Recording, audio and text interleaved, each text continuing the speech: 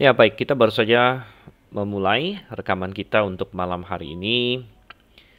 Dan saya ucapkan selamat malam pada semua yang sudah hadir. Selamat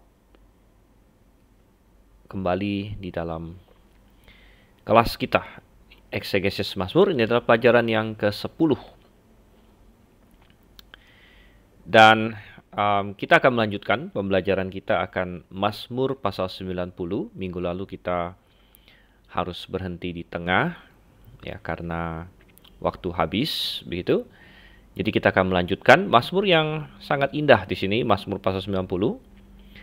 Tetapi sedikit recap atau sedikit mengingatkan kenapa kita akhirnya sampai ke Mazmur pasal 90. Dan itu adalah karena kita membahas tentang berbagai hal, ya. Kita membahas tentang misalnya pertama-tama tentu Mazmur pasal 1 itu adalah pendahuluan. Dan dari situ kita melihat bahwa Tuhan meresepkan kesuksesan kepada orang percaya melalui firman-Nya. Jadi firman Tuhan adalah instruksi yang Tuhan berikan untuk memastikan bahwa orang percaya bisa hidup sesuai dengan hukum-hukum Tuhan, hukum-hukum rohani, dan mencapai kepada kesuksesan. Dan dari situ kita tahu bahwa Tuhan menyatakan banyak kebenaran kepada manusia melalui wahyu umum maupun wahyu khusus, dan kita melihat berbagai mazmur yang berbicara mengenai wahyu umum sekaligus wahyu khusus. Jadi ada Mazmur 19 di situ berbicara mengenai langit, ya, dan juga mengenai firman Tuhan sebagai wahyu khusus di situ. Dan ada kita melihat pasal mazmur-mazmur lain yang berhubungan dengan wahyu umum. Kemudian mazmur yang berhubungan dengan wahyu khusus, tentunya salah satunya Mazmur 119 di situ. Suatu mazmur yang sangat indah. Dan kemudian dari sana kita masuk kepada mazmur-mazmur yang menyatakan tentang Tuhan, tentang sifat-sifat Allah, gitu. Karena itu adalah salah satu penekanan yang sangat besar dalam mazmur, bahkan sebenarnya di dalam seluruh Alkitab, karena Alkitab adalah penyataan diri Allah, gitu. Jadi Allah ingin kita mengenal Dia, dan termasuk di dalam mazmur, gitu. Dan ya, ada banyak mazmur yang sudah kita bahas berkaitan dengan Tuhan, sifat Tuhan. Salah satunya Mazmur pasal 139, masih ingat? Kita bicara mengenai kemahatauan Tuhan, kemudian kemahahadirannya, ya, kemudian kemahakuasaannya atau kemaha berhikmatannya, dan juga kemaha kudusannya, maha suciannya, gitu. Jadi itu mazmur yang sangat indah. Dan Mazmur 90 adalah lanjutan dari itu, di mana kita mempelajari salah satu sifat Tuhan, yaitu kekekalannya. Oke. Dan Mazmur 90 dari 17 ayat kita bagi menjadi 3, di mana ayat 1 sampai 6 berbicara mengenai kefanaan manusia dibandingkan dengan kekekalan Allah. Kemudian kenapa manusia fana? Jadi ada identifikasi masalah. Dan terakhir adalah permintaan berkat, ya. Dengan demikian mari kita langsung masuk ke dalam teks kita. Oke, kita akan lihat Mazmur pasalnya yang ke-90. Dan saya ajak kita untuk bersatu dalam doa. Kita akan minta pertolongan Tuhan supaya kita bisa memahami mazmur ini. Mari kita bersatu dalam doa. Bapa di surga, kami mengucap syukur Tuhan untuk kasih setiamu pada kami. Tuhan, Engkau begitu baik. Engkau adalah tempat kediaman kami yang kekal. Sebagaimana mazmur yang akan kami pelajari ini menyatakan. Dan oleh karena itu kepadamulah kami berpaling untuk menambatkan segala permintaan kami, termasuk pada malam ini. Tuhan, kami ingin belajar firman-Mu. Engkau yang kiranya menolong, baik hamba yang menyampaikan, maupun anak-anak-Mu yang mendengarkan, baik malam ini maupun nantinya di berbagai kesempatan lain dalam rekaman. Engkau sertai Tuhan, supaya kebenaran firman-Mu menjadi nyata. Kami berdoa dalam nama Yesus Kristus. Amin. Oke, baik. Em, karena kita sudah membahas beberapa ayat, jadi saya hanya akan membaca ayat-ayat yang di depan ini dan sedikit mengingatkan apa yang sudah kita bicarakan di sini ya. Judulnya adalah Doa Musa, Abdi Allah. Oleh karena itu ini um, adalah Mazmur yang paling tua yang kita ketahui. Jadi Musa itu hidupnya ya kira-kira 400 tahun sebelum Daud ya, bahkan 400 sampai 500 tahun sebelum Daud. Jadi ini adalah yang paling tua dan konteksnya sangat menarik. Ya, kita percaya tentunya Musa menulis ini setelah dia memimpin orang Israel keluar dari Mesir. Dan dari konteks Mazmur ini kita bisa membayangkan bahwa dia menulis ini di akhir hidupnya. Akhir hidupnya ketika dia ya hampir mati. Berarti Israel sudah di padang gurun 40 tahun. Dan selama 40 tahun itu kita sudah bahas bahwa Musa menyaksikan kematian demi kematian demi kematian karena orang Israel berdosa kepada Tuhan. Di Kades Barnea mereka memberontak. Tuhan suruh mereka maju tapi mereka tidak mau. Dan apa efeknya? Ya, Tuhan berjanji bahwa semua orang yang 20 tahun ke atas ya tidak akan masuk ke tanah perjanjian tapi akan mati di padang gurun. Nah, itu terjadi selama 38 tahun. Ya, 38 tahun. Berapa banyak orang yang mati? Ya, 60, yang 20 tahun ke atas itu di kitab bilangan kita dikasih tahu karena ada dihitung ya di sensus oleh mereka pada waktu itu untuk laki-laki saja yang bisa berperang. Jadi mereka menghitung laki-laki yang sanggup berperang 20 tahun ke atas itu ada sekitar 600.000 lebih sedikit. Ya, 600.000 lebih sedikit dan kalau kita bandingkan dengan kita jumlahkan dengan perempuannya, wanitanya itu kira-kira double mungkin lebih sedikit. Karena perempuan biasa lebih banyak ya. Biasa dalam satu masyarakat perempuan lebih banyak sedikit dari laki-laki karena laki-laki lebih banyak yang mati. Dan plus orang-orang yang mungkin 20 tahun ke atas tapi tidak sanggup berperang. Yang misalnya ada kecacatan dan lain sebagainya. Sehingga kita bisa memperkirakan bisa jadi ada 100, katakanlah 100, bukan 100, 1,3 juta orang. Ya, 20 tahun ke atas laki-laki dan perempuan yang mati dalam 38 tahun. Dan kita sudah kalkulasikan bahwa jumlahnya banyak ya, tiap hari bisa ada 80-an orang, bahkan 90-an orang yang mati setiap hari bahkan.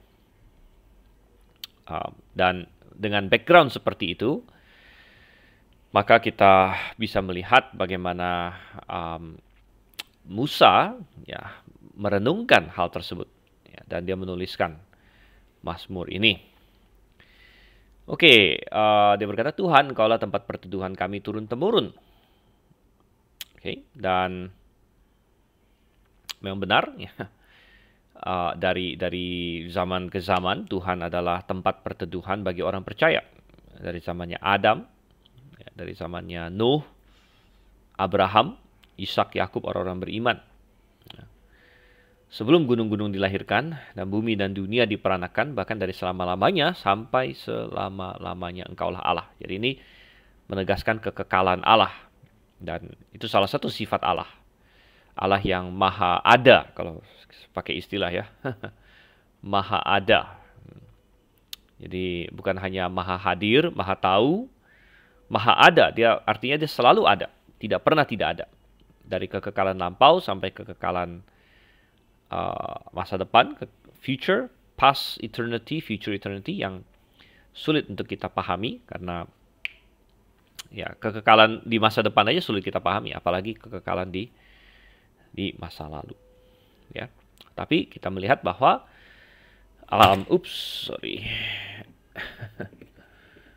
ininya jatuh, kameranya jatuh, saudara-saudara. Oke.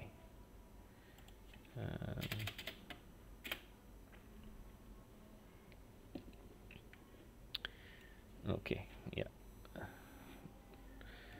Karena kamera saya ini, karena komputer saya letaknya jauh dari monitor, jadi harus ini kabel webcamnya juga pendek gitu ya. Jadi perlu kreatif untuk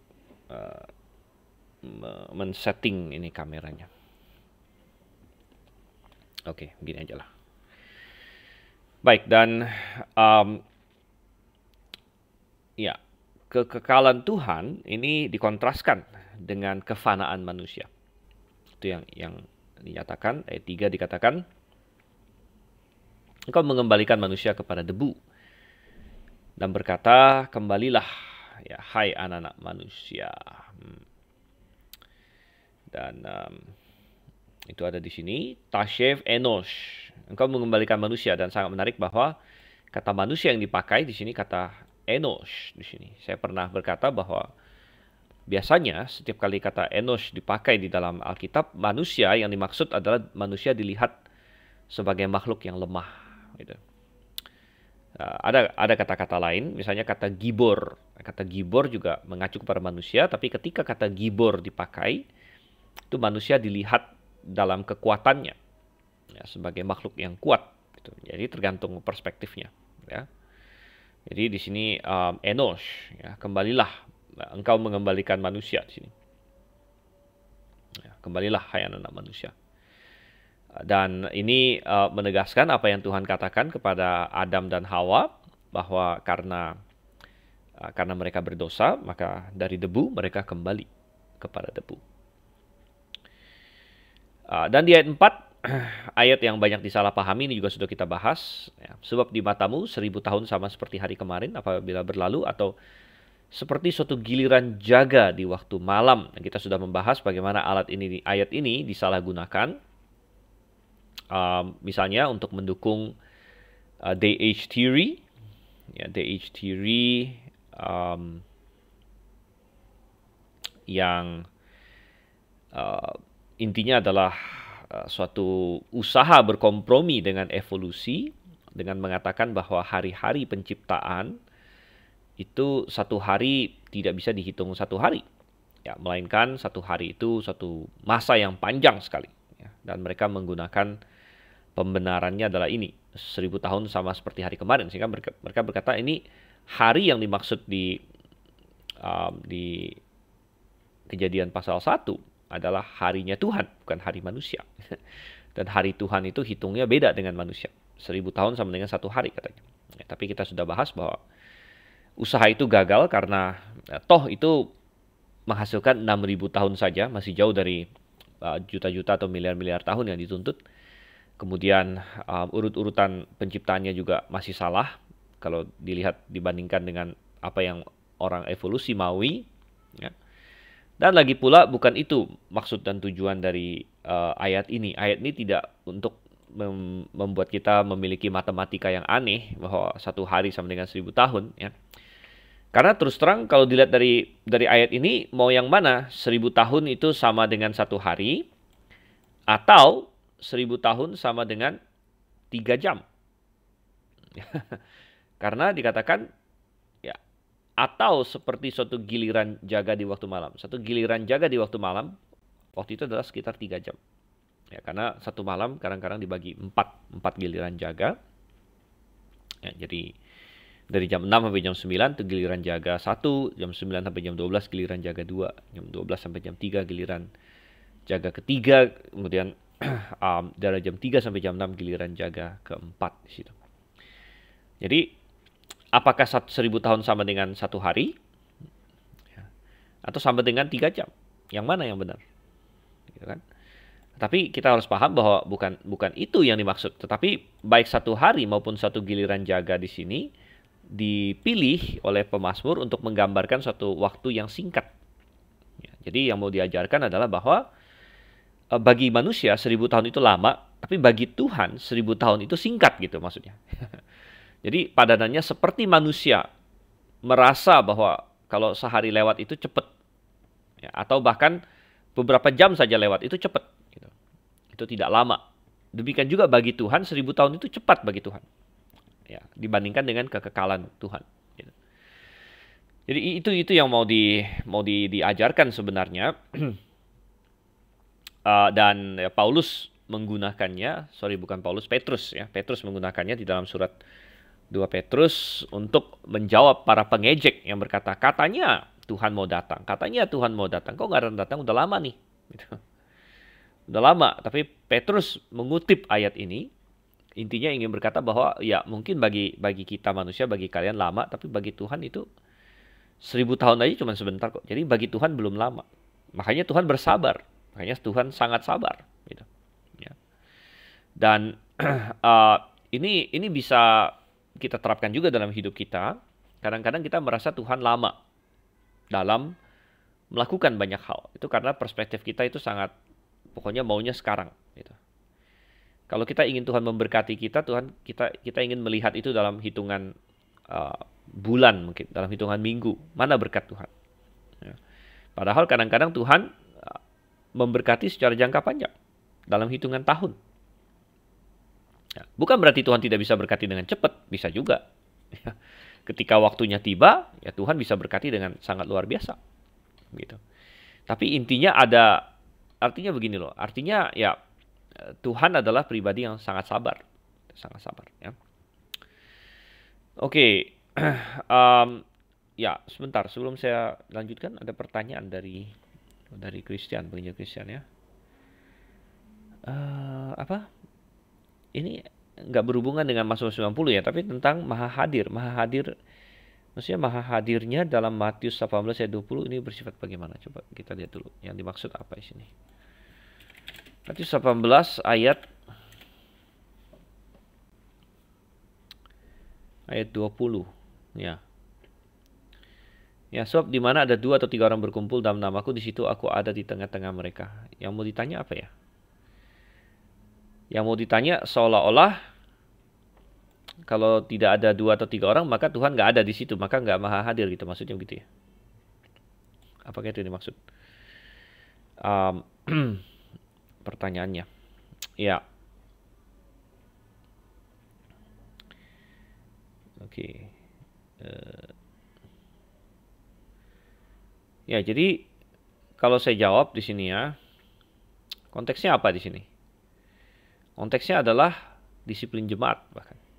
Ya, konteksnya disiplin jemaat kalau kita baca terus di atasnya bahwa kalau ada saudaramu yang berdosa, tegur 4 mata, kalau tidak mau dengarkan bawa saksi, kalau tidak mau mendengarkan sampaikanlah kepada jemaat. Oke, jika dia menolak untuk mendengarkan jemaat, hendaklah yang menjadi bagaikan seorang kafir, seorang pemungut cukai. Ya, dan jadi konteksnya pertemuan jemaat sebenarnya di sini. Pertemuan jemaat. Jadi sehingga Tuhan ingin mengukuhkan ini. Sebenarnya Tuhan ingin mengukuhkan keputusan jemaat. Ya, keputusan jemaat Tuhan ingin kukuhkan, makanya di ayat 19 sekali lagi aku berkata pada kalian, di ayat 18, sesungguhnya aku berkata pada kalian, apapun juga yang kalian ikat di bumi akan terikat di sorga, apapun juga yang kalian lepas di bumi akan terlepas di sorga. Konteksnya sebenarnya ayat ini ada 2 kali ya. Pertama di Matius 16, kemudian 1 kali lagi di Matius 18 ini. Dan konteks yang di Matius 18 adalah berkaitan dengan disiplin jemaat sebenarnya. Ya, jadi intinya Tuhan mengokohkan keputusan jemaat gitu. Dan di ayat 19 sekali lagi aku berkata pada kalian, bahwa jika 2 orang dari antara kalian bersepakat, minta apapun akan dikabulkan. Ini sekali lagi juga mengukuhkan ini apa yang jemaat lakukan. Sehingga di ayat 20 konteksnya sama, sebab di mana ada 2-3 orang berkumpul dalam namaku, di situ aku ada di tengah-tengah mereka. Jadi konteksnya adalah jemaat gitu. Sehingga kehadiran apa yang dimaksud sini adalah kehadiran dalam pengertian yang spesial ya. Kehadiran dalam pengertian yang eklesiologis, atau kehadiran Tuhan di dalam jemaatnya. Ya, itu yang kita sebut kehadiran eklesiologis. Karena kehadiran Tuhan, memang Tuhan maha hadir. Mungkin ini yang mau ditanya ya. Memang Tuhan itu maha hadir. Tetapi apa ya? Bentuk kehadirannya itu bisa berbeda-beda. Ya, bisa berbeda-beda. Itu di perjanjian lama seperti itu. Ya, di perjanjian baru juga seperti itu. Ya. Jadi ya, Tuhan tentu kehadiran Tuhan ada di mana-mana, tetapi ada kehadiran Tuhan yang bersifat spesial begitu. Yang bersifat spesial. Nggak usah jauh-jauh. Bagi orang yang percaya Yesus misalnya, beriman percaya Yesus, Roh Kudus masuk dalam hatinya sehingga kita bisa berkata bahwa Tuhan menghadiri dirinya gitu. Tuhan ada di dalam dia, Roh Kudus ada dalam hati seorang. Itu kan spesial. Ya, spesial dibandingkan dengan orang yang tidak percaya Yesus. Nah, apakah orang yang tidak percaya Yesus bisa lari dari Tuhan? Kan enggak juga. Artinya seseorang yang tidak percaya Yesus pun dia mau lari kemana pun dia nggak bisa lari dari Tuhan. Tuhan juga dalam tanda kutip hadir bersama dengan dia, tapi bukan hadir dalam pengertian keselamatan itu yang dirasakan oleh orang percaya.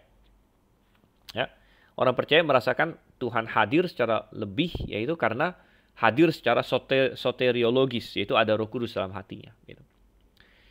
Nah, demikian juga ada kehadiran eklesiologis, kehadiran Tuhan yang berkaitan dengan jemaat. Gitu. Jadi ketika jemaat berkumpul, ya Tuhan hadir dalam pengertian yang eklesiologis di situ.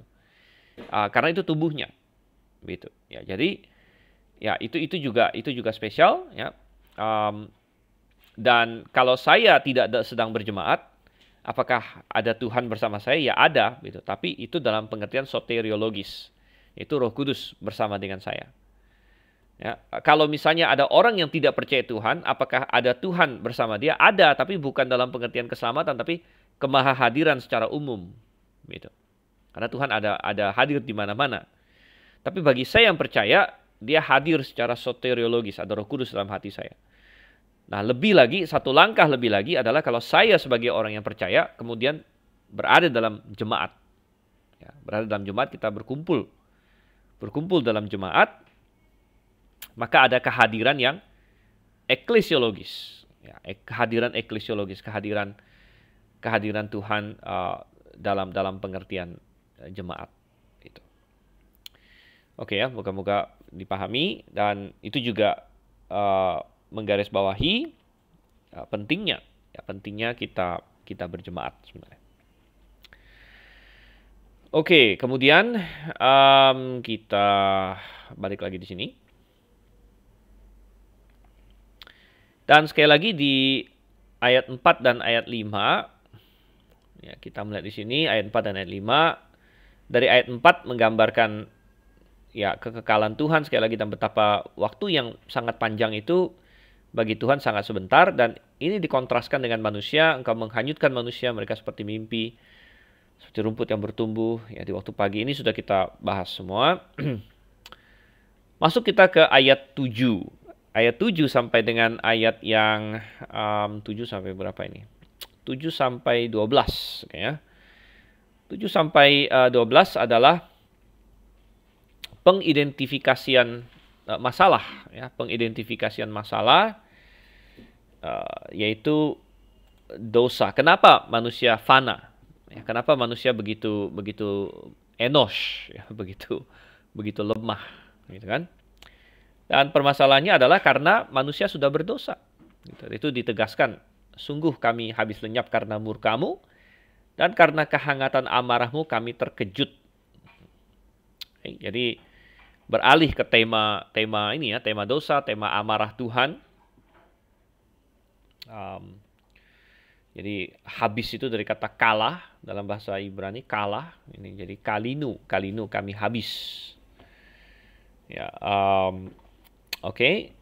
Dan kenapa Tuhan marah? Ayat 8. Kau menaruh kesalahan kami.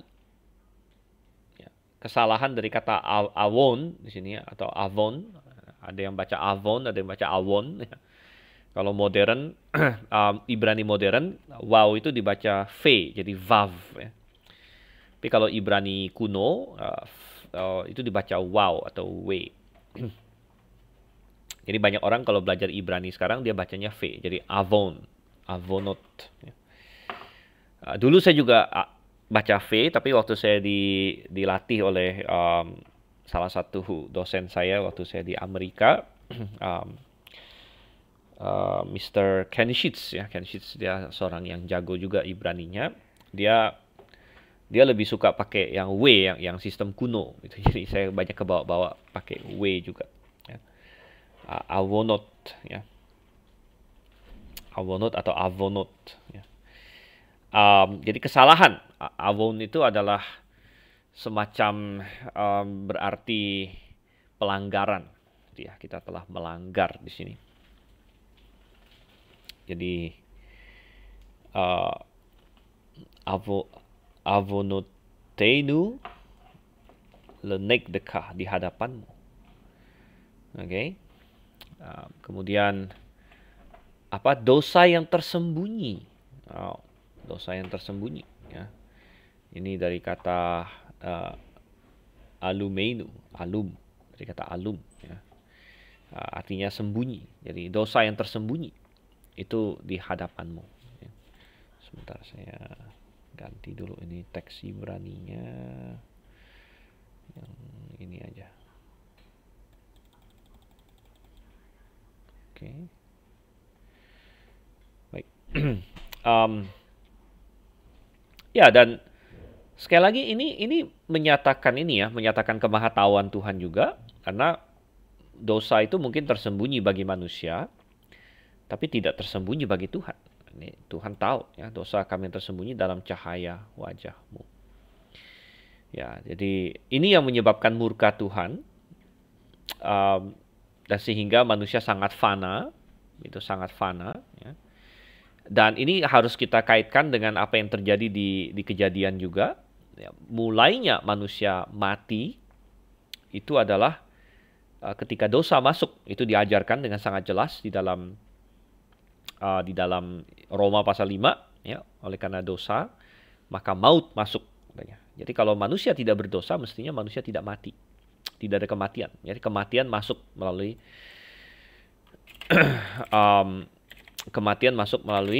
melalui dosa. Ayat Roma 5 ayat 12. Ini saya bukakan. Oleh sebab itu sama seperti melalui satu orang, dosa telah masuk dalam dunia, dan oleh dosa itu maut masuk. Demikianlah juga maut telah menjalar kepada semua manusia karena semua telah berdosa. Ini salah satu alasan juga mengapa kita menolak berbagai bentuk kompromi dengan evolusi, ya, yang mengatakan bahwa sebenarnya sudah ada jutaan tahun sih, ya, sudah ada jutaan tahun, miliaran tahun sebelumnya, cuman itu disembunyikan dalam teks, katanya, disembunyikan dalam teks, yaitu apa itu ada gap di antara Kejadian 1 ayat 1 dengan 1 ayat 2 yang disebut gap theory, ataupun dengan day age theory yang tadi kita sebut, yaitu bahwa hari-hari itu adalah jutaan tahun atau miliaran tahun, tetapi itu semua tidak masuk dengan konsep ini bahwa kematian baru ada setelah jatuh dalam dosa. Dan jatuh dalam dosa itu adalah setelah minggu penciptaan. Sedangkan kalau misalnya gap theory benar atau DH theory benar, jauh-jauh sebelum ada manusia, jadi belum ada yang berbuat dosa, itu sudah ada banyak kematian. Kematian binatang, ya, selama jutaan tahun. Ya, bahkan menurut teori evolusi kan dinosaurus ada 65 juta tahun sebelum manusia. Dinosaurus, dan dinosaurus juga sudah mati. Dan fosil-fosil yang kita lihat itu adalah kematian dinosaurus, ya. Jadi menurut intinya itu tidak bisa cocok dengan Alkitab, bahwa kalau ada dinosaurus, ya, jutaan tahun sebelum manusia dan mereka mati dan sebagainya, berarti kematian sudah masuk jauh-jauh sebelum ada dosa, gitu. Jauh-jauh sebelum ada dosa. Tapi tidak, Alkitab mengajarkan bahwa maut masuk karena dosa masuk. Ya, maut masuk karena dosa masuk, sehingga segala bentuk kompromi dengan evolusi itu sudah gagal dari awalnya. Ya, sudah gagal dari awalnya. Karena kalau kita ingin berkompromi dengan evolusi, kita harus percaya bahwa ada banyak kematian, bahkan sebelum manusia hadir, bahkan belum ada dosa.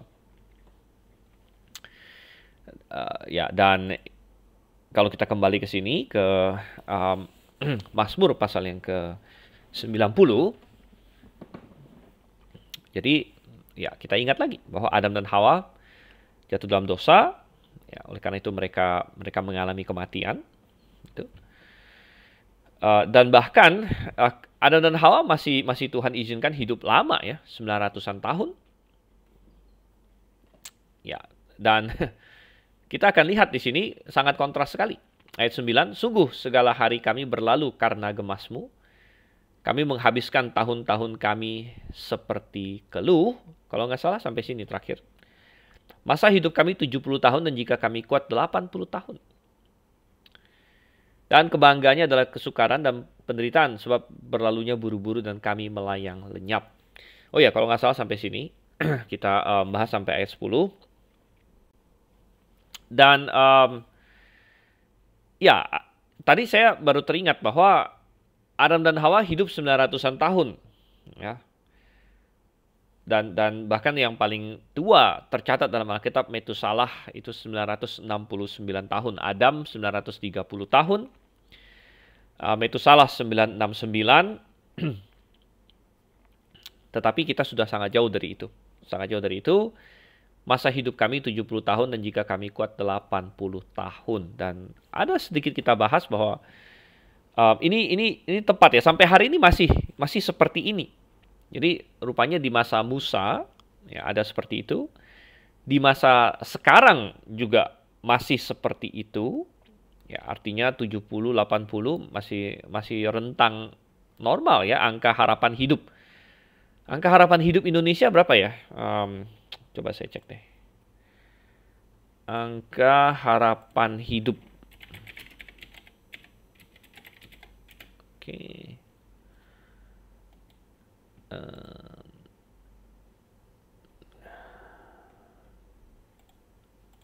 Karena ini nggak ketemu. Angka harapan hidup Indonesia. Dan hampir di semua negara angka harapan hidup perempuan lebih tinggi sedikit ya, dari laki-laki. Artinya laki-laki kebanyakan mati duluan, gitu ya. Laki-laki kebanyakan mati duluan. Oke, dan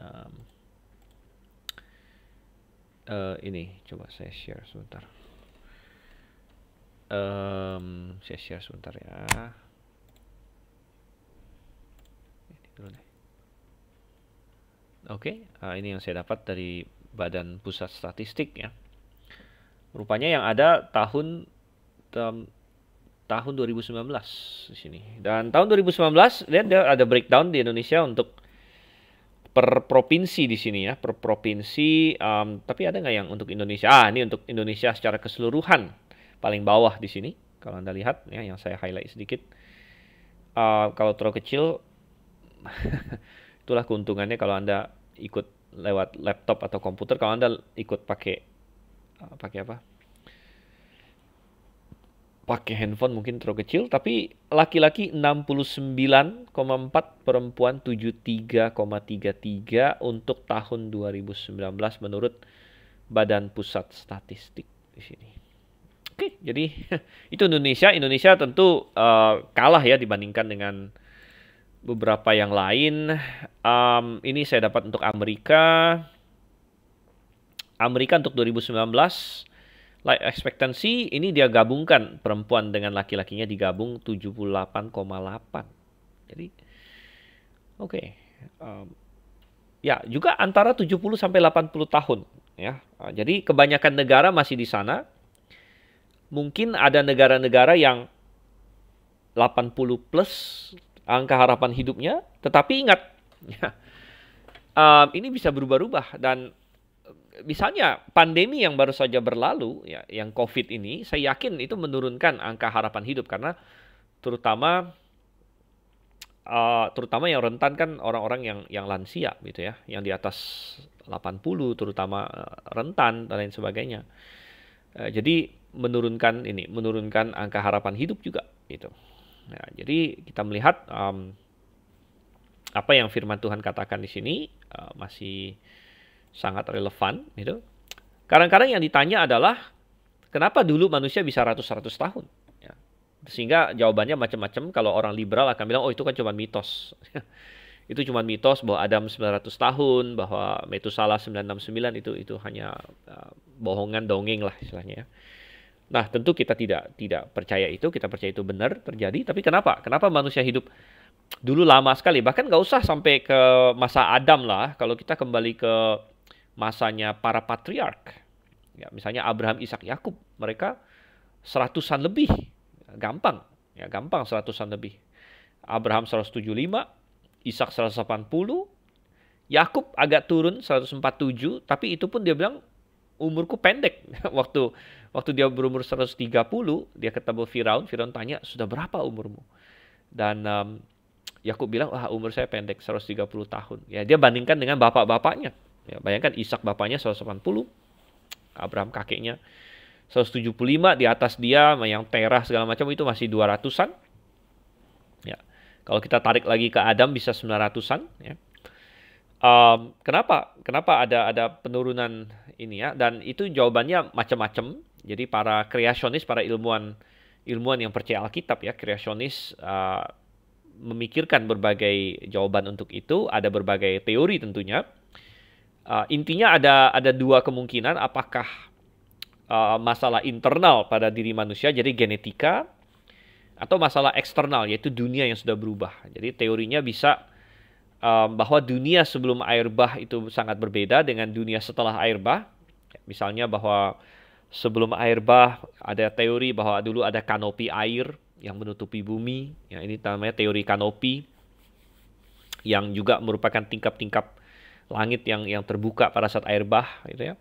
Dan bahwa kanopi air ini bukan hanya mengandung air sehingga ketika air bah muncul turun airnya, tapi juga memblokir sinar-sinar radiasi yang berbahaya bagi manusia, sehingga kondisi bumi sebelum air bah sangat-sangat berbeda. Ya, makanya setelah air bah terjadi penurunan yang sangat drastis ya.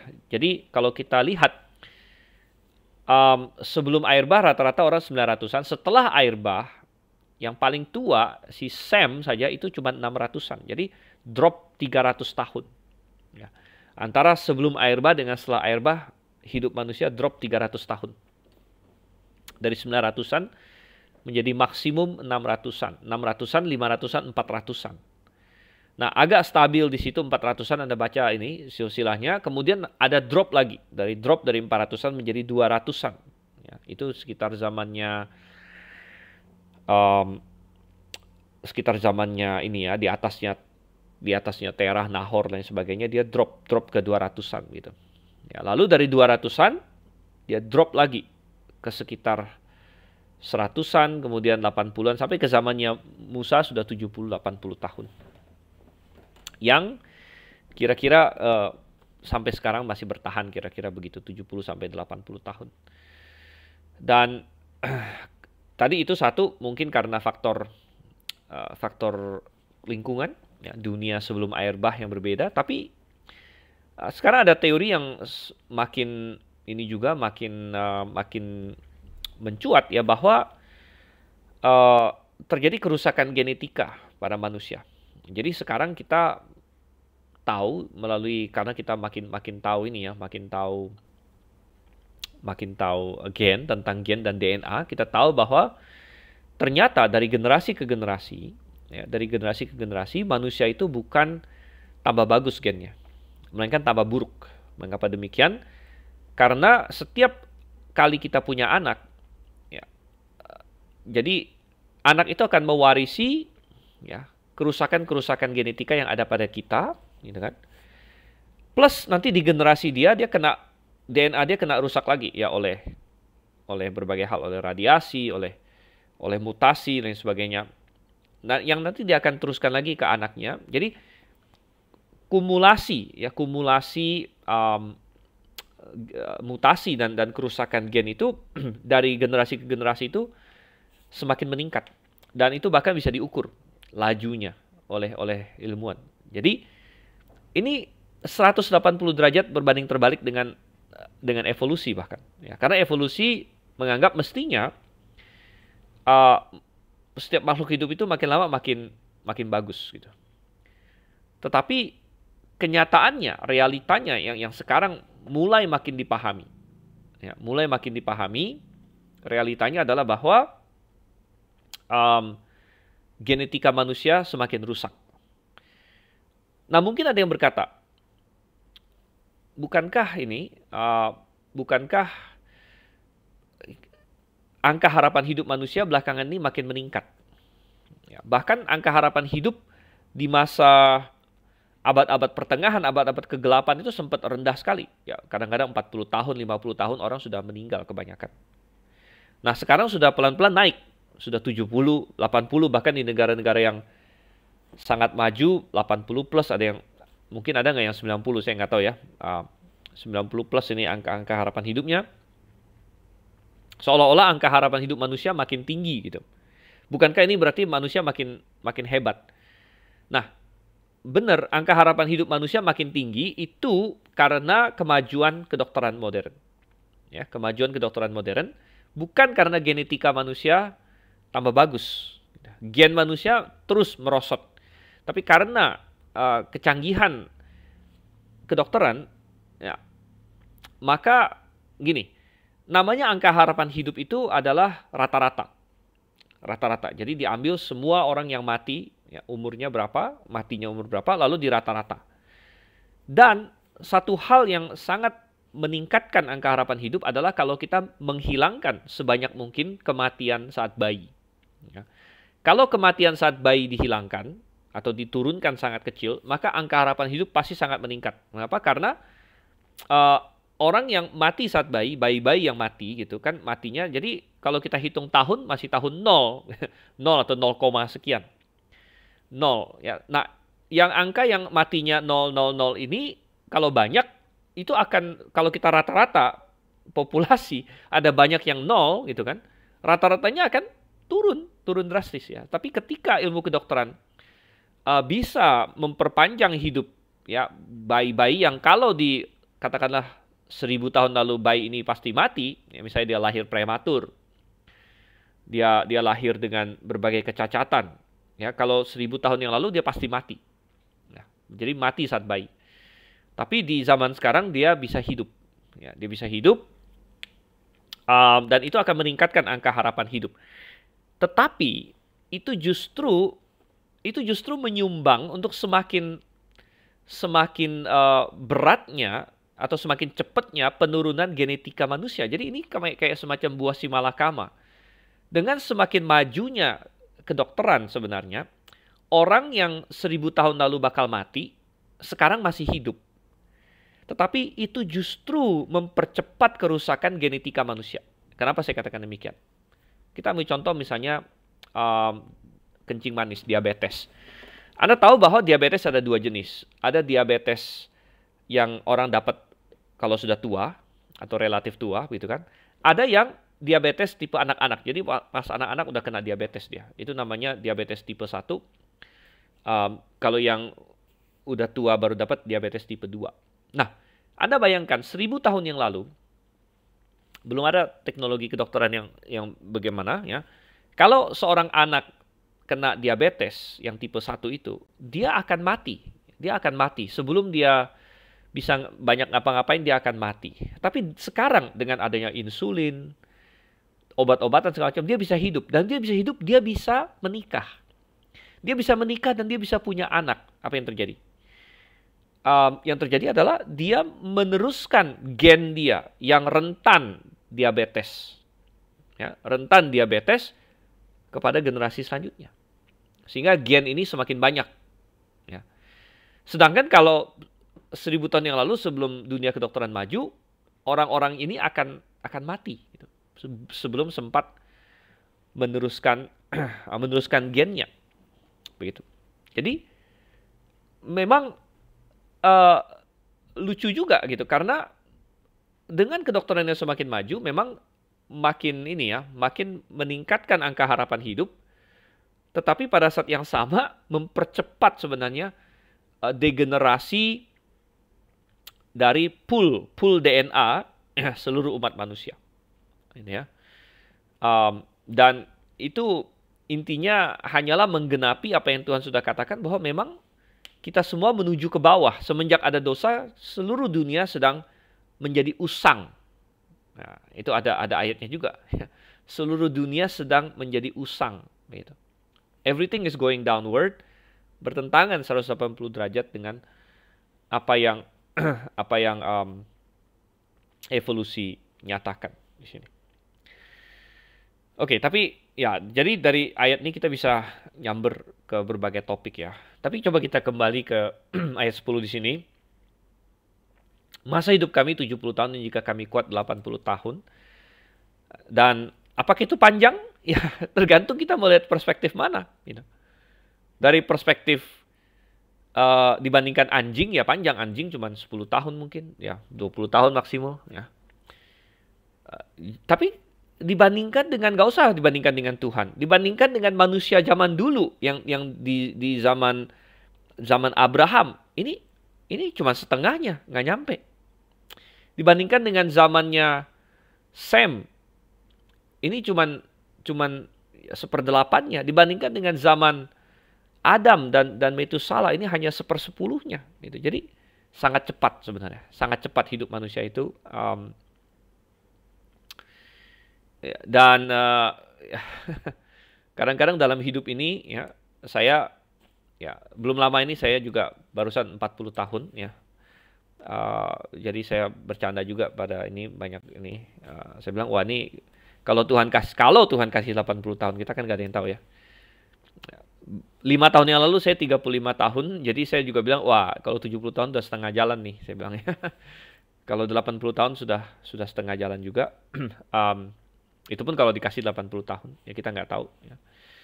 Jadi ya dibilang tua juga belum, dibilang muda juga nggak muda lagi, gitu.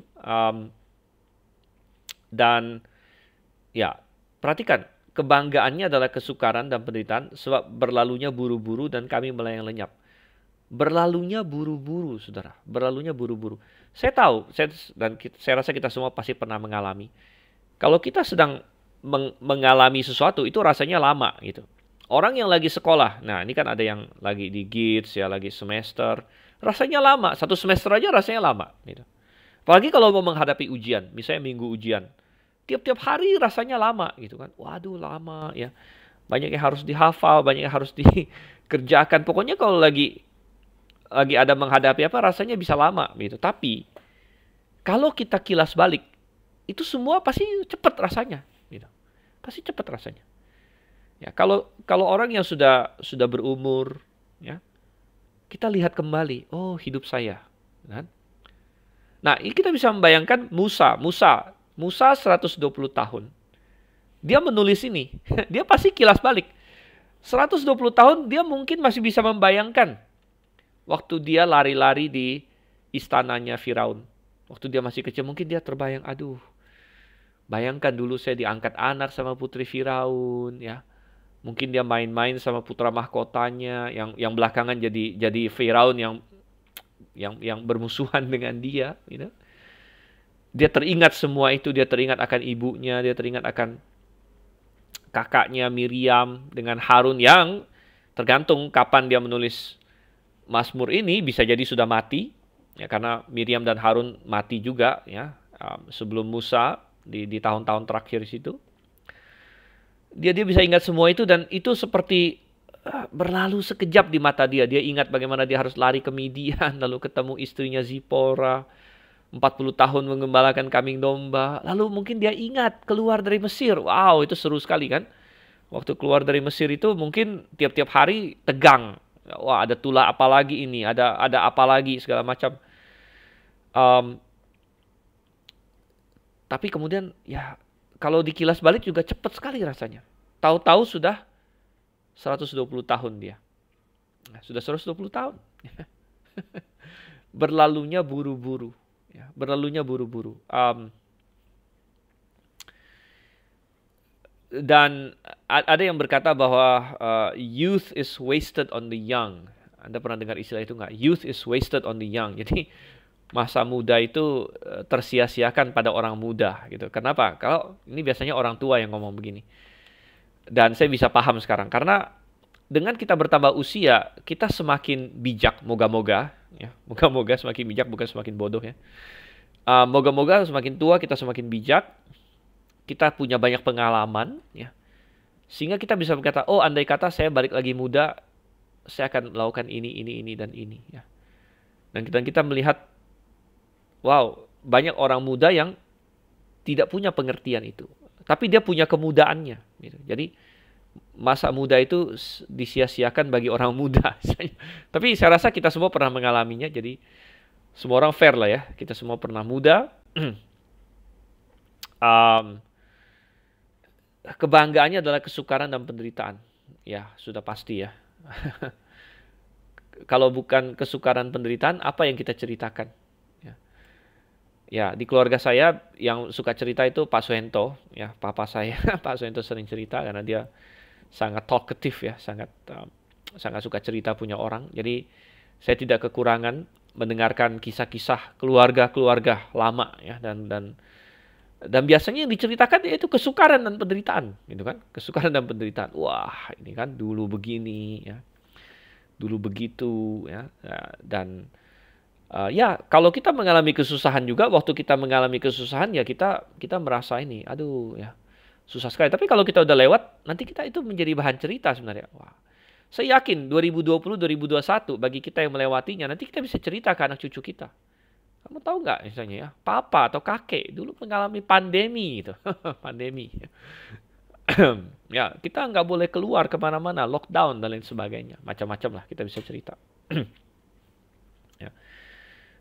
Jadi ya itu adalah sifat manusia. Betapa ya kalau mau dilihat sekilas betapa mengenaskan. Ya betapa hidup ini jadi kayak nggak berarti gitu ya. Udah cepet dan kebanyakannya susah begitu ya. Jadi kok seperti nggak berarti. Jadi kita lari kepada apa yang dikatakan Salomo. Bahwa ya semuanya jadi sia-sia kalau begitu. Dan itu karena dosa. Ya, karena dosa. Ya. Jadi kita sudah keluar dari desain Tuhan di sini. Oke, ada pertanyaan dari Reinhard. Wah, sedikit out of topic katanya. Saya pernah mendengar ada seorang tua yang berkata umur 0 sampai 20 serasa lama sekali.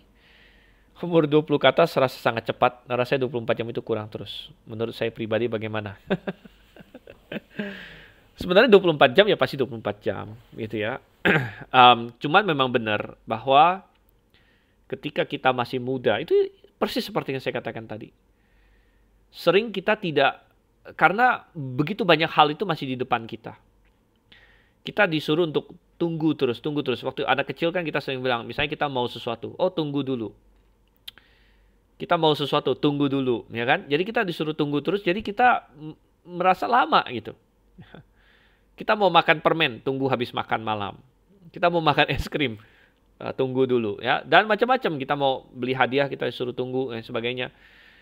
Atau tunggu kamu lebih besar, ya kamu mau ngapain tunggu dan sebagainya. Dan kita terus menatap ke depan, ya. Dan karena ya oleh karena itu ya ini karena menunggu terus rasanya lama, gitu.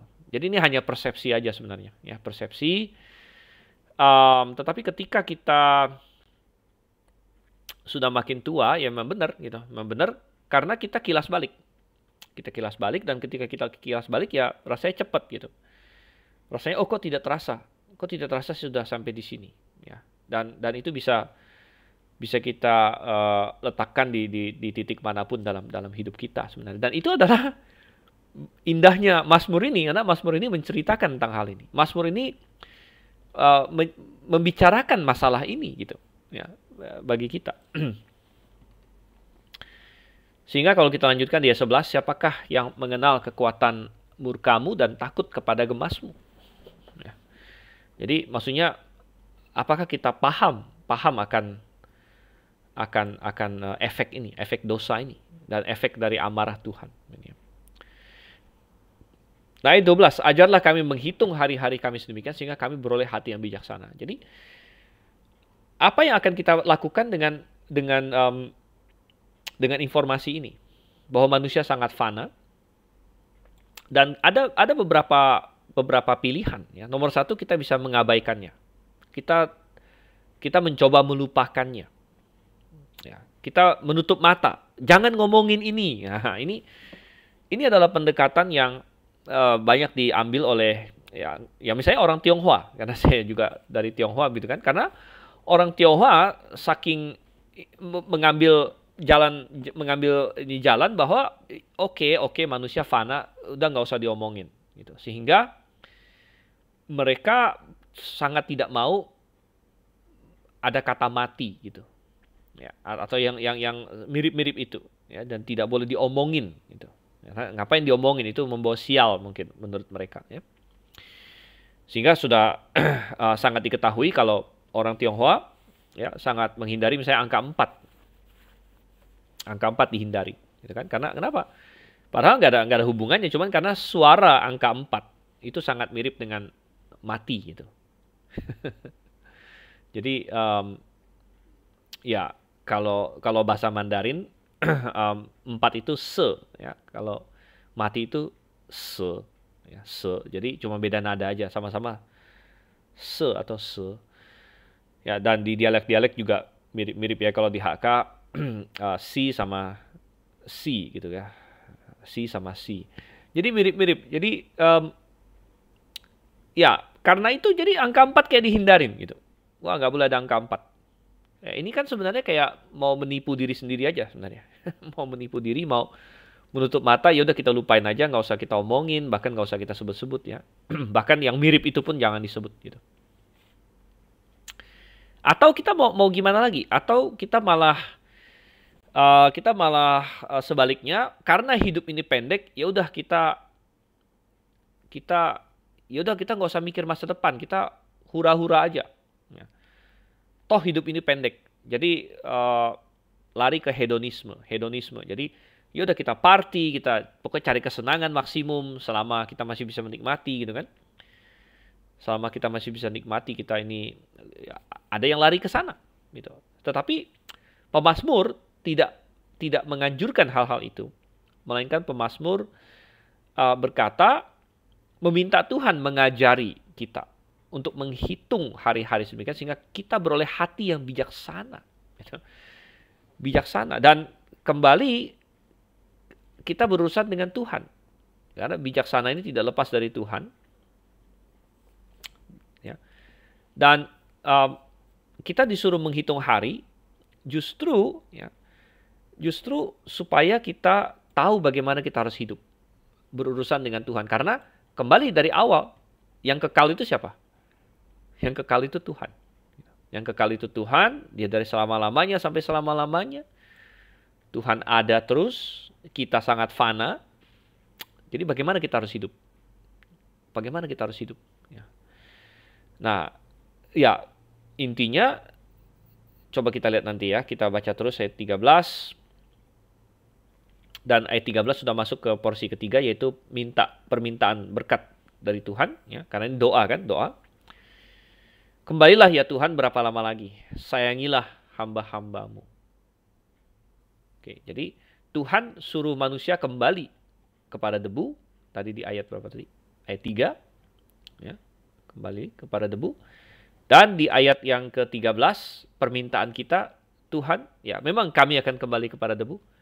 Tapi kiranya engkau juga kembali. Jadi sama-sama pakai kata syuf. Ya, syuf. Tadi Tuhan juga bilang sama manusia, kembali ke debu. Syuf. Ya.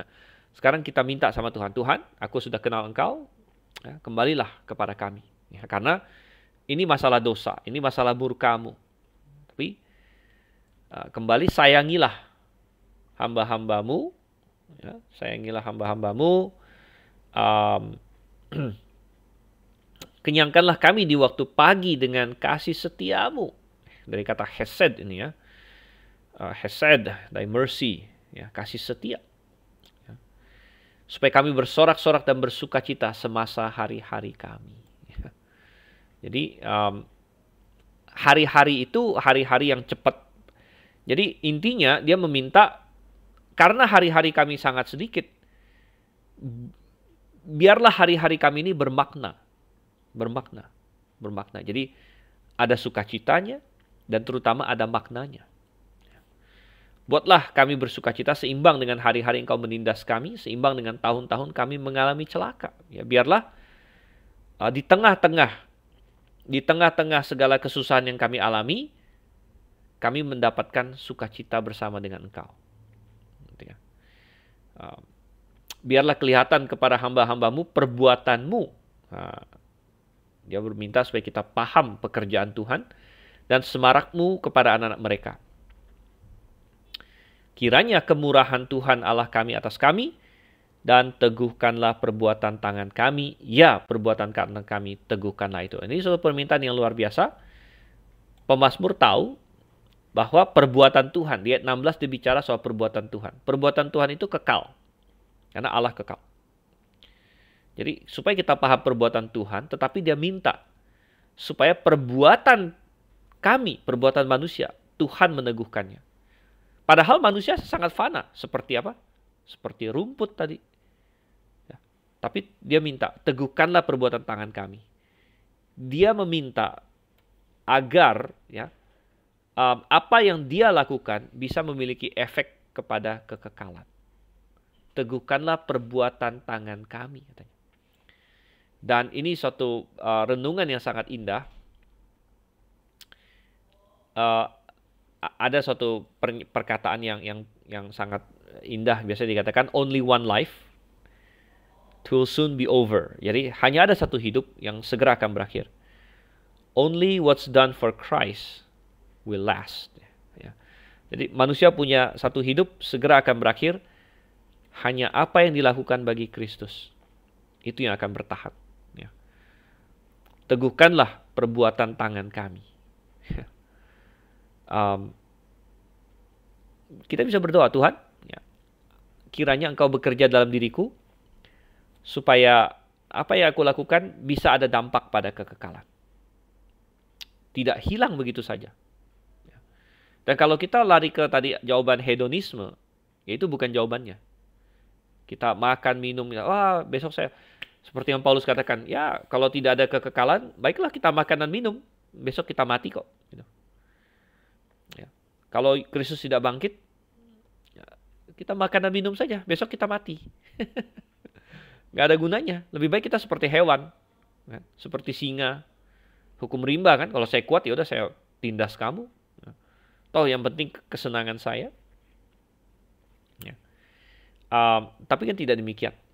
Ya, tidak demikian, dan kita berkata, ya apa yang akan kita bawa ke dalam kekekalan? Tentu ini mengindikasikan bahwa dengan memiliki hubungan dengan Tuhan, dengan menikmati hesednya Tuhan, hesed ya, kasih setia Tuhan, manusia bisa lepas dari kefanaan dan bisa bertahan dalam kekekalan. Dan kalau kita kaitkan ini dengan apa yang sudah kita tahu dalam perjanjian baru, ya maka ya ini bicara soal keselamatan di dalam Yesus Kristus, bicara soal hidup yang kekal di dalam Yesus Kristus, ya. Dan kemudian apa yang perlu kita, apa yang akan kita bawa, ya. Apa yang akan kita bawa. Dan ayat 10 di sini kan, ya, ayat 12, ajar kami menghitung hari-hari kami sedemikian. Ya. Kadang-kadang mungkin tidak perlu terlalu sering, tapi kadang-kadang menarik juga kalau misalnya Anda coba pakai kalkulator. Ya.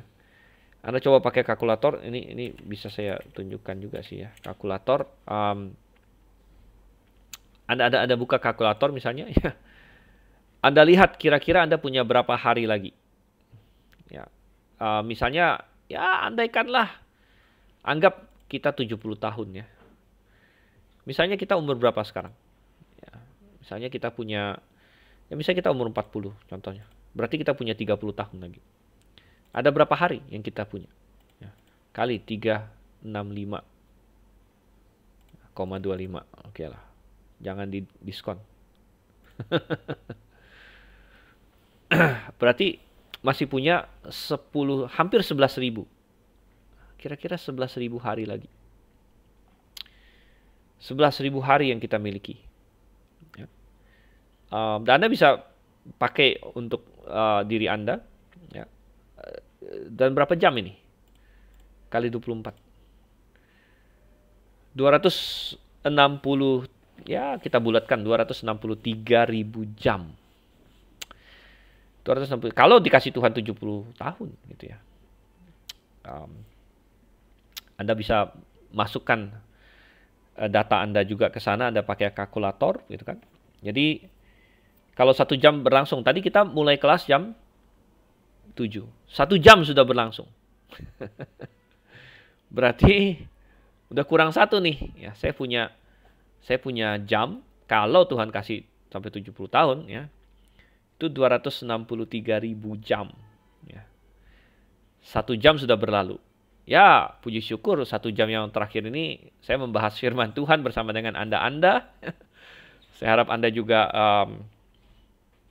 ini menikmatinya dan mendapat manfaat selama 1 jam ini. Kita bisa semakin mengenal Tuhan, gitu kan? Semakin mengenal firman Tuhan. Jadi, saya yakin 1 jam yang kita barusan lewatkan bersama ini dari jam 7 sampai jam 8 lewat sedikit ini ada dampaknya nggak untuk kekekalan gitu. Ya, moga-moga ya. Itu akan mengubah hidup kita, akan ya minimal membuat kita kenal Tuhan lebih dalam lagi, gitu kan. Ya, tapi kita kalau kita seperti ini kita bisa, ya saya tidak berkata bahwa 24 jam kita harus mikirin terus. Waduh, hidup saya kuranglah 1 jam lagi, hidup saya kurang 1 jam lagi. Ya nggak usah begitu juga, itu sih menjadi orang yang paranoia gitu ya. Bukan itu maksudnya, tetapi ya kadang-kadang kita pikirkan seperti itu ya. Oke, ajarlah kita menghitung hari-hari kita sedemikian rupa sehingga kita memiliki hati yang bijaksana gitu. Oke, baik. Jadi Mazmur 90 sudah selesai. Kita break sebentar ya. Kita break sebentar. Kira-kira pertengahan. Jadi kita akan lanjutkan lagi setelah ini. Sekitar 3 atau 4 menit.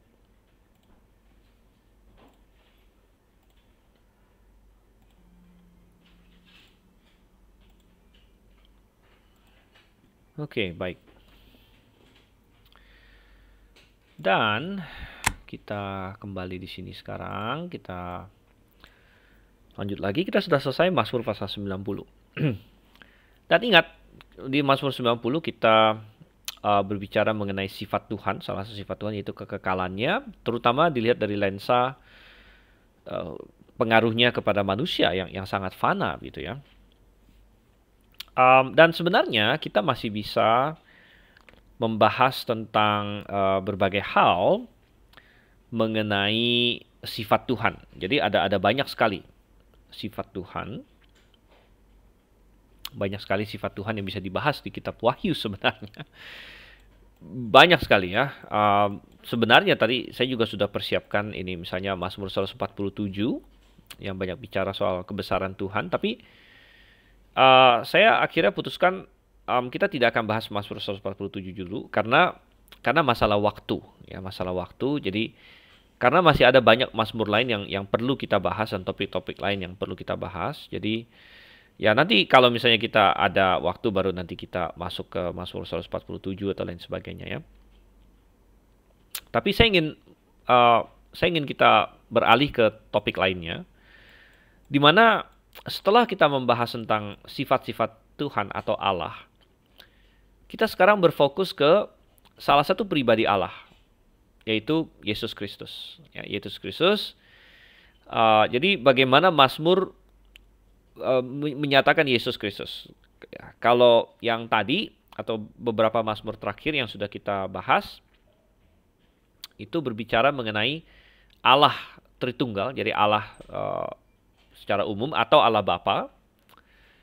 Tapi mazmur juga banyak berbicara mengenai pribadi kedua, yaitu Yesus Kristus, terutama di dalam hubungannya dengan perannya sebagai Mesias.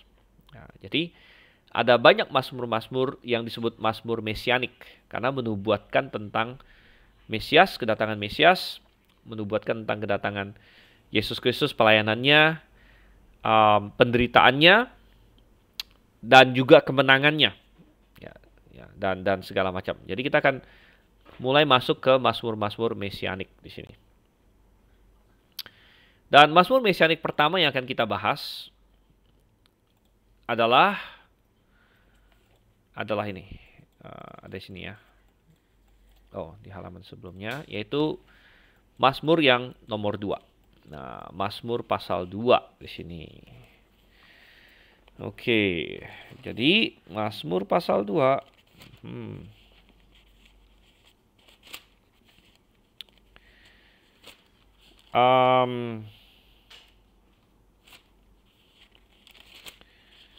Mazmur pasal 2 ya. Mazmur pasal 2 ini kalau kita lihat tentunya adalah bagian dari jilid pertama, sudah pasti karena jilid pertama Mazmur itu adalah 1 sampai dengan 41.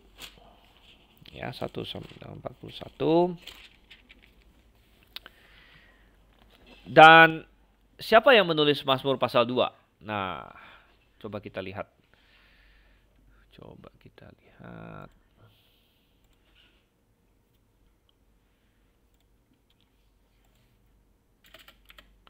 Ini sudah ada di pendahuluan kita. Di Mazmurnya sendiri tidak ada nama. Jadi tidak ada judul. Ya, ini termasuk salah satu Mazmur yang tidak ada judul. Ya, tidak banyak Mazmur seperti ini. Kebanyakan Mazmur ada judul. Ya, tapi ada beberapa Mazmur yang tidak ada judul. Tetapi Perjanjian Baru memberitahu kita bahwa ini adalah ditulis oleh Daud, gitu ya. Jadi itu ada di diktat kita juga. Ada di diktat kita. Di sini ya, di Kisah Rasul 13 ayat 33 di sini. Oh, ini terlalu kecil ya, kalian nggak bisa lihat. Ini harus dibesarkan dulu. Oke, ya, di Kisah Rasul 13 ayat 33 Perjanjian Baru menyebutnya sebagai Mazmur Daud.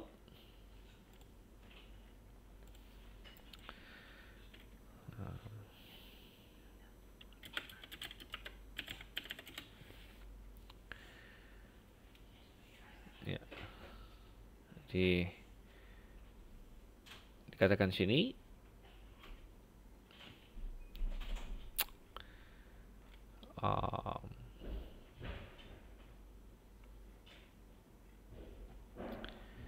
bahkan yang menarik adalah Mazmur ini disebut sebagai Mazmur kedua. Nah, ini sudah pernah kita bahas juga bahwa berarti pembagian pasal-pasal sudah ada pada zaman itu dan sudah fix. Ya.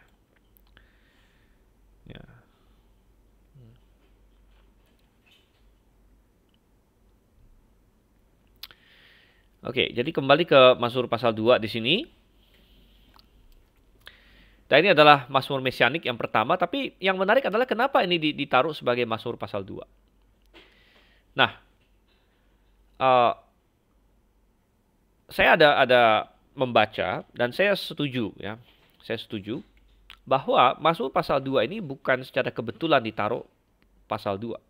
Ya, seperti tadi kita lihat Perjanjian Baru mengkonfirmasi bahwa ini adalah Mazmur kedua. Jadi artinya penomoran Mazmur menjadi Mazmur 1, 2, 3, 4 dan sebagainya itu ada campur tangan Tuhan juga sepertinya. Ada campur tangan Tuhan, bukan sembarangan gitu. Walaupun kita tahu bahwa ya pasti ada orang yang mengaturnya. Ya, karena ada orang yang mengoleksi Mazmur Daud lalu dijadikan jilid 1, lalu ada koleksi lain lagi dijadikan jilid 2. Jadi dan kita sudah membahas bahwa itu bisa jadi dikoleksi oleh Hizkia, oleh Salomo sendiri ya. Kemudian juga oleh Ezra. Tapi sepertinya pengkoleksian Mazmur-Mazmur ini kemudian ditaruh yang ini nomor berapa, ini nomor berapa. Bukan hanya random saja. Ya, bukan hanya random, melainkan ada penyertaan Tuhan di situ. Sehingga ya Perjanjian Baru mengokohkan ini Mazmur kedua. Ini Mazmur kedua. Dengan demikian, ada alasan kenapa ditaruh nomor 2. Kenapa bukan nomor 3 gitu kan, nomor 10 atau nomor berapa. Ini Mazmur kedua. Jadi berarti dia masih boleh dianggap sebagai pembukaan dari Mazmur. Nah, dan biasa kalau kita berbicara mengenai pembukaan Mazmur, kita bicara Mazmur pasal 1. Dan itu memang waktu kita membahas Mazmur pasal 1, kita sudah katakan ini adalah pendahuluan Mazmur. Pendahuluan Mazmur, jadi Mazmur itu tentang apa? Mazmur itu tentang apa? Dan Mazmur itu tentang memberitahu kita tentang bahwa bagaimana caranya kita bisa sukses di dunia ini. Ya, bagaimana caranya kita bisa berhasil ya, dan bahwa caranya adalah untuk menyelaraskan diri dengan Taurat Tuhan, ya, merenungkan Taurat itu siang dan malam dan membuang segala influence, segala pengaruh yang bisa menyelewengkan kita dari dari jalan kepada Tuhan itu, dari jalan mengikut Tuhan, ya. Jadi tidak berjalan menurut nasihat orang fasik dan sebagainya. Dan Tuhan mengatakan bahwa kalau kita turut kepada firman-Nya, maka kita akan seperti pohon di dalam tepi aliran air. Dan kemudian di bagian kedua dari Mazmur 1 ini, bahwa memang itu suatu pilihan yang harus kita buat, apakah kita mau menjadi seperti orang fasik atau seperti orang benar gitu. Nah, tetapi pasal 2 ini masih merupakan pembukaan dari Mazmur, dan intinya adalah berkata tentang bahwa ingat di pasal 1 kita diberitahu, kalau kamu ikut Tuhan, kamu akan diberkati. Nah, di pasal 2 kita diperkenalkan bahwa ternyata tidak semua orang mau ikut Tuhan. Tidak mau semua orang ikut Tuhan, dan orang-orang yang tidak mau ikut Tuhan ini akan memberontak kepada Tuhan. Ya. Tetapi Tuhan akan memerintah. Ya, jadi intinya begini, pasal 1 membicarakan idealnya. Kalau kamu ikut Tuhan, kamu akan sukses. Kalau kamu ikut Tuhan, kamu akan diberkati. Kamu merenungkan firman Tuhan, hidup kamu ikut Tuhan, kamu akan seperti pohon yang ditanam di tepi aliran air. Orang benar akan jalan terus, orang fasik akan dihukum. Gitu. Masuk ke pasal 2, masih pembukaan. Tuhan ingin kasih tahu, oke? Tapi di dunia ini ada banyak orang yang tidak mau ikut itu, dan mereka akan menentang Tuhan, dan untuk sementara bisa jadi sepertinya mereka benar. Untuk sementara bisa jadi sepertinya mereka menang, tetapi Tuhan memberikan jaminan bahwa ujung-ujungnya Dia yang akan menang. Ya, jadi ini adalah gambaran dari Mazmur pasal 2. Kalau kita sambungkan dengan Mazmur pasal 1 sebagai ada nyamuk. Oke. Kalau kita sambungkan sebagai bagian dari pendahuluan Mazmur. Oke, kita lihat sekarang. Kalau di outline kita, pemerintahan raja-raja dunia yang memberontak, tertawanya Tuhan, ketetapan Tuhan, kemudian pemerintahan Mesias yang adil. Jadi 3 ayat dari total 12 ayat, dan ini juga semacam kiasmus ya. 1 bicara soal pemerintahan, dan 4 bicara soal pemerintahan. 2 dan 3 bicara mengenai apa yang Tuhan lakukan. Mengapa rusuh bangsa-bangsa? Wah, ya. Dan kata rusuh di sini dari kata ini ya, rageshu katanya ya, rusuh bangsa-bangsa. Ya, KJV terjemahkan rage. Mengapa suku-suku bangsa? Jadi bangsa-bangsa ini dari kata goyim. Suku-suku bangsa dari kata umim, ya. Mereka-reka perkara yang sia-sia. Nah, jadi kembali kalau kita ingat kita lanjutkan dari pasal 1, ya, mungkin kita berkata, loh, mestinya orang yang fasik kan akan dihukum, mestinya orang yang benar itu yang akan diberkati oleh Tuhan. Tetapi ternyata dunia tidak mau ikut aturan itu. Ya, dan kita diperkenalkan bahwa di dalam dunia kamu akan berhadapan dengan situasi seperti ini. Ya, bahwa bangsa-bangsa, jadi seluruh dunia, ya, mereka akan melawan Tuhan. Ya, mereka akan melawan Tuhan. Ya. Dan ini digambarkan di ayat 2, raja-raja dunia bersiap-siap. Para pembesar, jadi raja-raja dari kata melek ini ya. Jadi bentuk jamaknya malkei, eretz, ya. Bersiap-siap para pembesar, pembesar dari kata ini ya, roznim. Para pembesar bermufakat bersama-sama melawan Tuhan dan yang diurapinya. Kata yang diurapinya ini menjadi salah satu kata kunci dalam Alkitab. Ini dari kata Mashiach. Mashiach ini adalah akar kata kita Mesias. Jadi ini bahasa Ibraninya Mashiach di sini ya. Yang diurapinya. Dan siapa yang diurapinya? Ya ini mengacu kepada Yesus Kristus. Ujung-ujung ini adalah nubuatan tentang Yesus Kristus. Bahkan kata Kristus adalah kata yang berarti diurapi dalam bahasa Yunani. Dan adalah padanan dari kata masyak di sini. Masyak. Ya. Ya saya coba kita tambahkan LXX di sini ya. LXX bilang apa? Untuk mendapatkan ininya aja apa?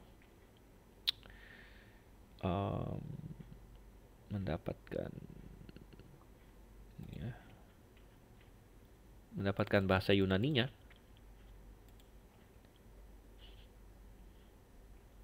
Oke, nah Anda perhatikan di sini kalau Anda baca ya. Ya, parestesan hoi basileis, jadi para raja menentang ya, para raja-raja mempersiapkan ini raja-raja bumi, dan hoi arkantes, para penguasa berkumpul ya. Di sini kata melawan Tuhan dan melawan to Christo auto. Jadi Kristo Anda perhatikan di sini. Ini yang saya ingin garis bawahi ya. Jadi masyak di sini ya, mesiho jadi orang yang diurapinya ya, terjemahkan Kristo ya, kata to Christo auto. Jadi melawan Kristusnya secara literal, melawan Kristusnya. Jadi Kristus di situ. Oke. Baik, itu melihat penerjemahan ke bahasa Yunani dalam Perjanjian Lama ya, LXX di situ. Oke, dan apa yang mereka katakan? Jadi mereka melawan Tuhan. Ya, jadi ayat 3, marilah kita memutuskan belenggu-belenggu mereka dan membuang tali-tali mereka daripada kita. Jadi apa itu belenggu yang dimaksud dengan belenggu-belenggu ya? Belenggu-belenggu, kemudian tali-tali katanya di sini ya. Jadi hukum-hukum Tuhan. Hukum-hukum Tuhan itu digambarkan seperti belenggu dan tali, dan ini persis sama dengan apa yang iblis mau sampaikan kepada Hawa. Dia ingin menggambarkan Tuhan sebagai pribadi yang jahat. Dan ketika dia menggoda Hawa, dia awalnya berkata, bukankah Tuhan? Tentunya Allah berfirman, jangan makan semua buah di pohon ini. Jadi dia datang kepada Hawa langsung menggambarkan, saya tahu Tuhan itu pribadi yang keras. Tuhan itu pribadi, pastilah kamu nggak boleh dikasih makan ini semua buah di sini ya. Dan ingin menyalah gambarkan Tuhan sebenarnya begitu. Ya, dan kita bilang ini sangat berbahaya. Demikian juga ini dunia selalu ingin salah menggambarkan Tuhan. Mari kita memutuskan belenggu-belenggu, belenggu-belenggu mereka. Jadi Tuhan dalam plural di sini ya, karena Tuhan dan yang diurapinya. Ya, Tuhan dan yang diurapinya.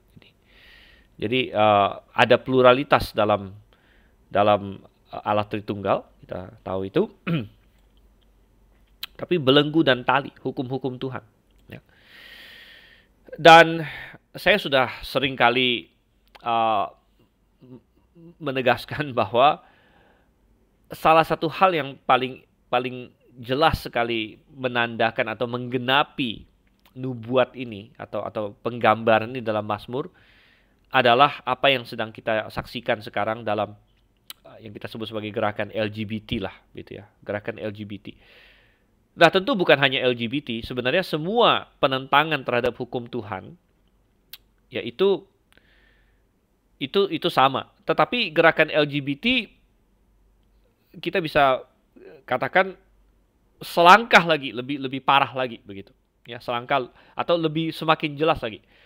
Tentu bukan berarti baru dimulai dalam gerakan LGBT. Sebenarnya semuanya. Misalnya, nggak usah LGBT, ya.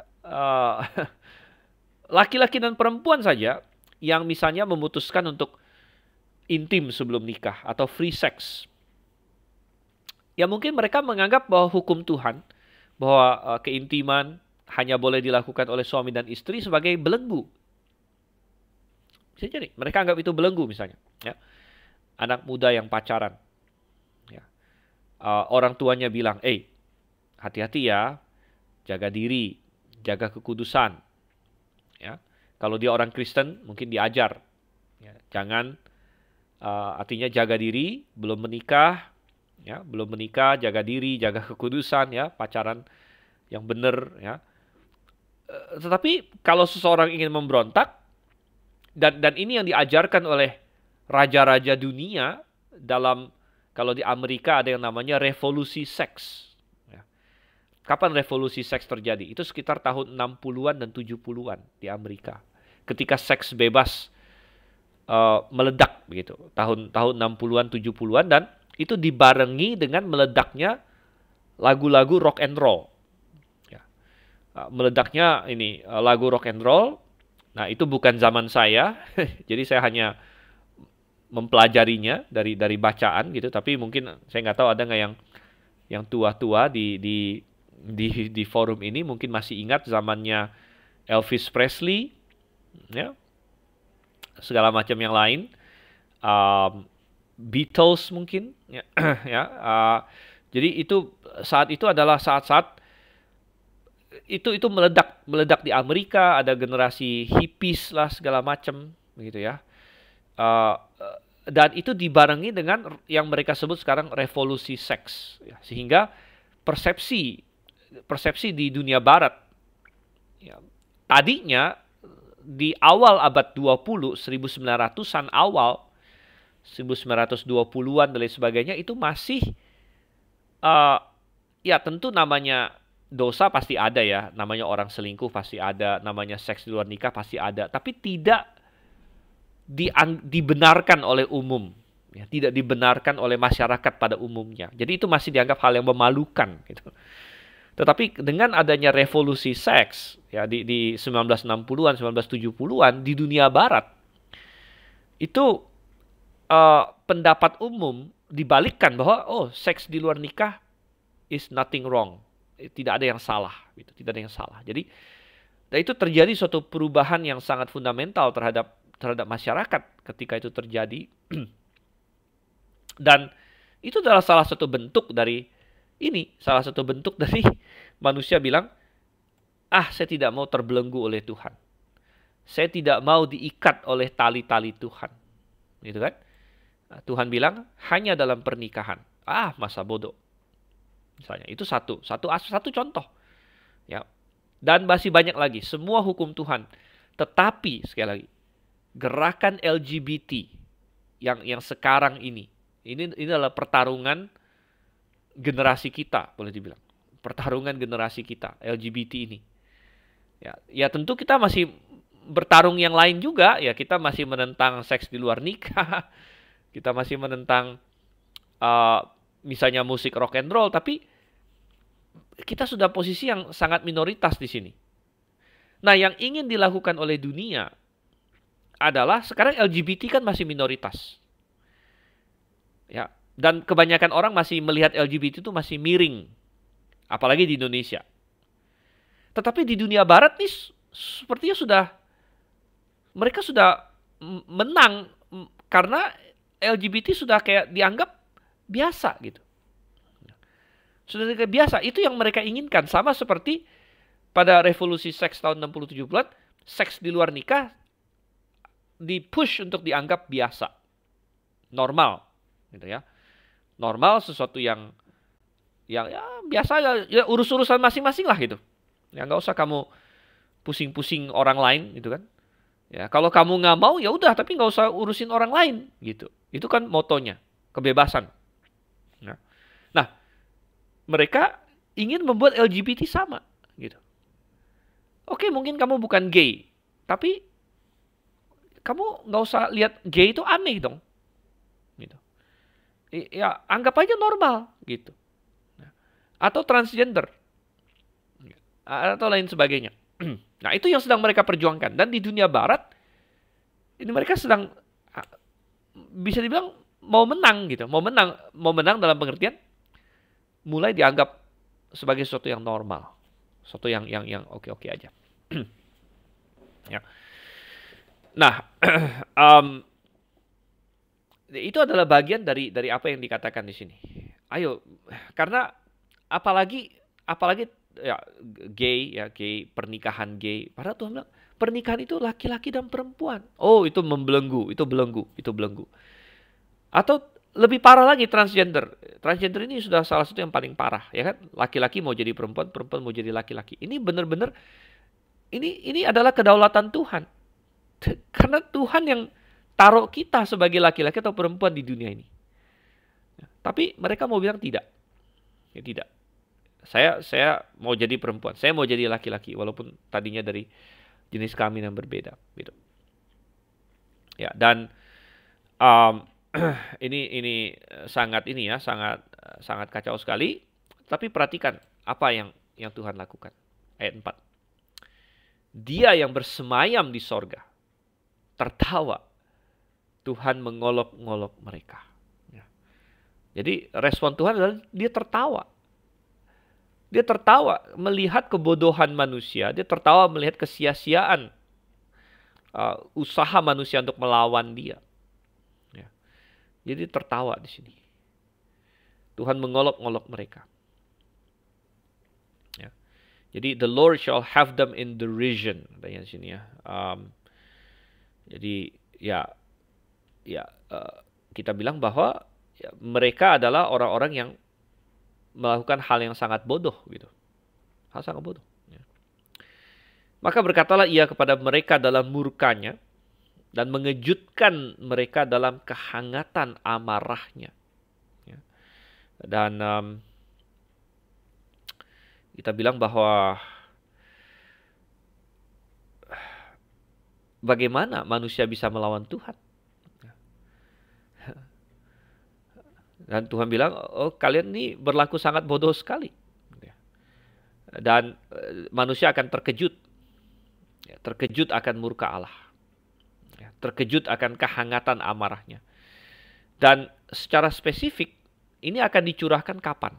Ya tentu murka Allah kita bisa bicara secara luas, tapi secara spesifik, ini bicara mengenai hari Tuhan. Ini bicara mengenai masa tribulasi.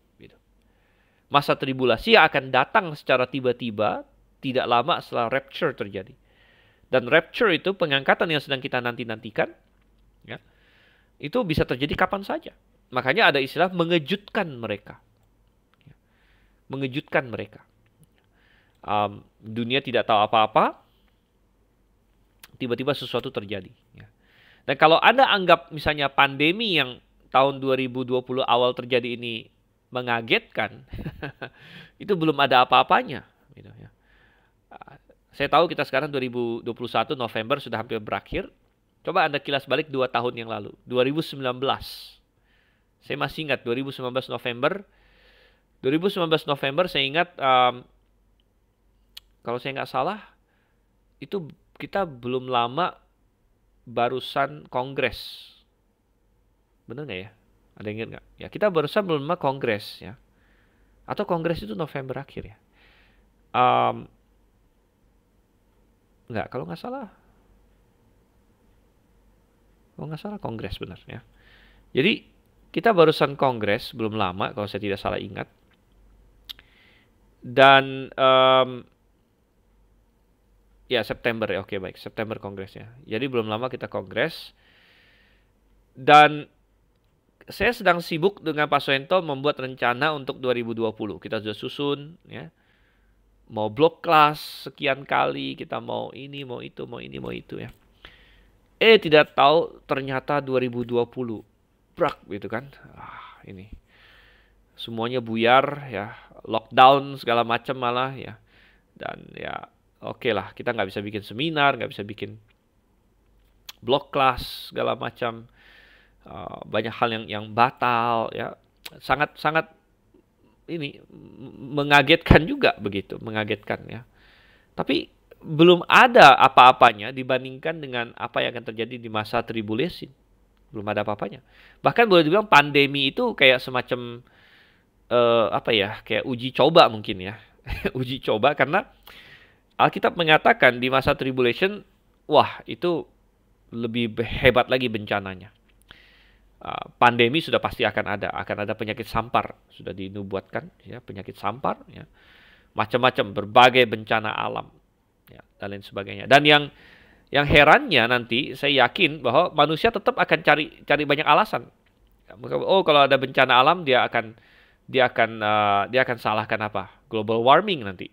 Ya. Oh, global warming. Jadi dia bukan berpikir saya perlu bertobat. Tapi dia salahkan yang lain. Ya. Oh, itu karena ini. Oh, itu karena ini. Oh, itu karena ini. Ya. Ada bencana. Oh, itu karena ini. Ya.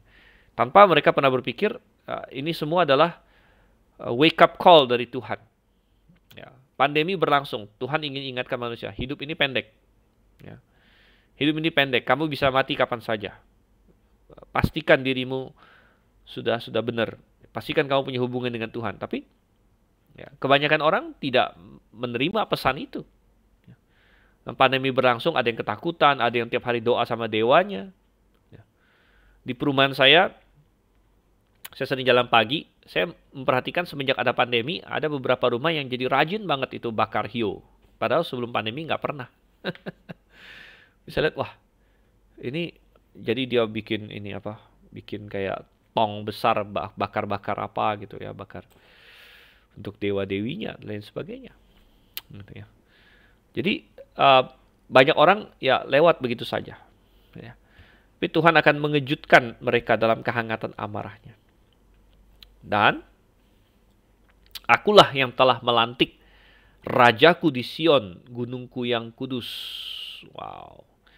Jadi apa yang terjadi? Ingat, yang tadi mau memberontak sama Tuhan ini dipimpin oleh siapa? Dipimpin oleh raja-raja, pembesar-pembesar dunia. Ya.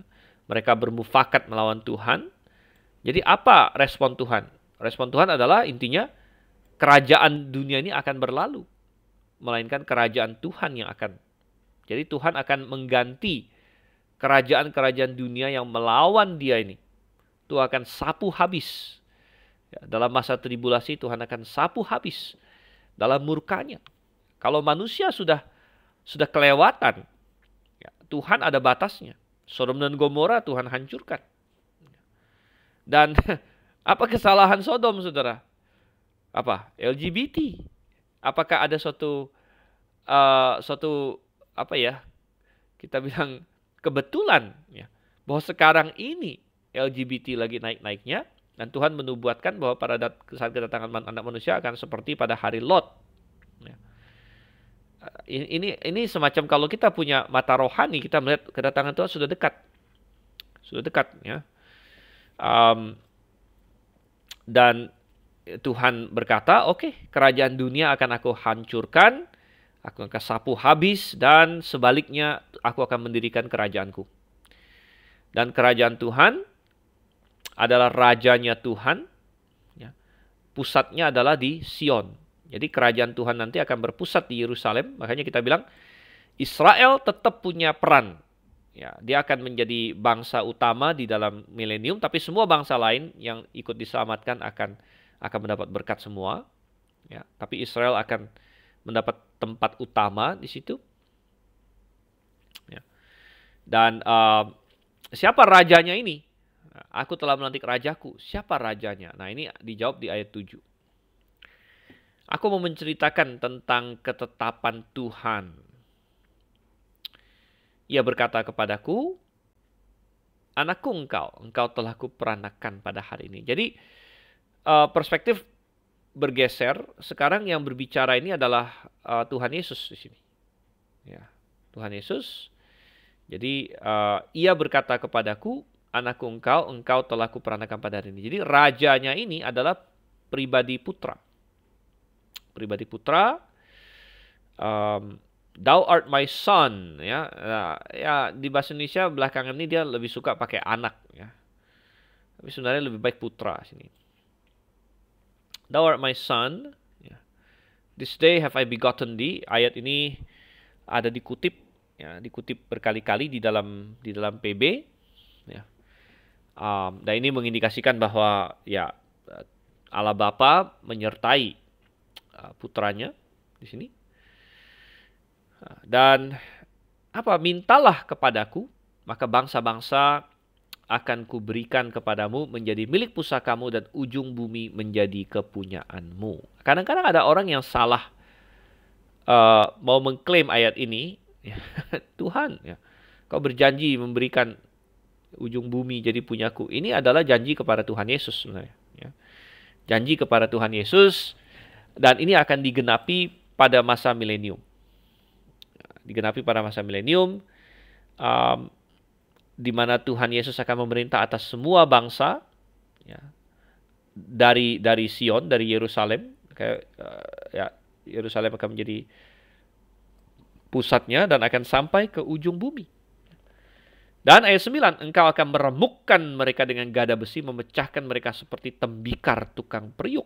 Nah, ini menggambarkan bahwa Tuhan Yesus akan memerintah dengan gada besi. Jadi siapa yang melawan dia akan dia hancurkan. Dan ini digenapi beberapa cara. Nomor satu adalah ketika dia datang di akhir tribulasi, dia akan meremukkan bangsa-bangsa yang sudah berkumpul melawan dia di akhir tribulasi itu, dia hancurkan semua, gitu ya. Kemudian masuk ke dalam milenium, setiap pemberontakan akan langsung dihancurkan, gitu ya.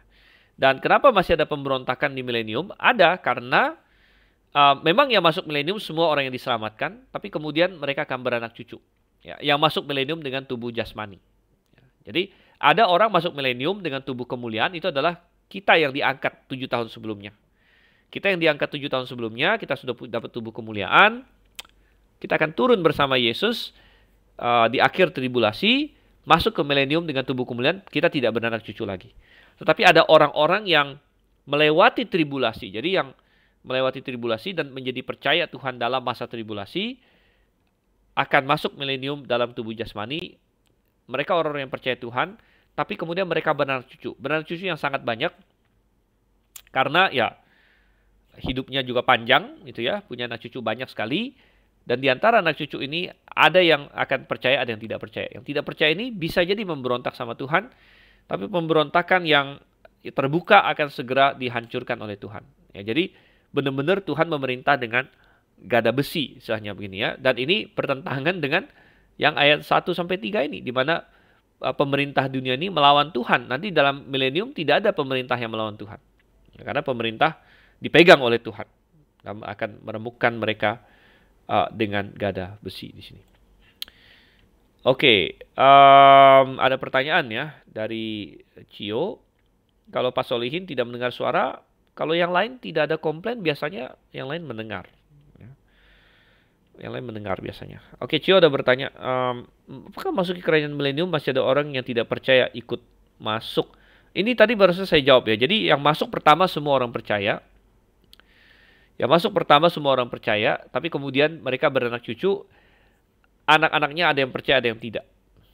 Gitu ya, anak-anaknya ada yang percaya, ada yang tidak. Karena setiap manusia harus membuat keputusan. Ya, apakah dia lahir di 2021 ataupun dia lahir di milenium nanti. Ya. Oke, sehingga kita kembali ke ayat 10 di sini ya, ayat 10. Nah, ini sekarang himbauan. Ya, himbauan sini ya. Oleh sebab itu, hai raja-raja, bertindaklah bijaksana. Terimalah pengajaran, hai para hakim dunia. Jadi kembali ke topik yang awal, di mana raja-raja memberontak sama Tuhan. Tapi Tuhan bilang, ini yang akan terjadi. Ya, aku akan datang, aku akan marah kepada dunia ini, menuangkan murkaku, dan aku akan mendirikan kerajaanku. Nah, oleh karena itu kalian harus jadi bijaksana. Harus jadi bijaksana, apa yang harus kalian lakukan? Ya. Ayat 11. Beribadalah kepada Tuhan dengan takut. Ya. Kemudian, dan ciumlah kakinya dengan gemetar. Ini ada satu ini ya, aneh.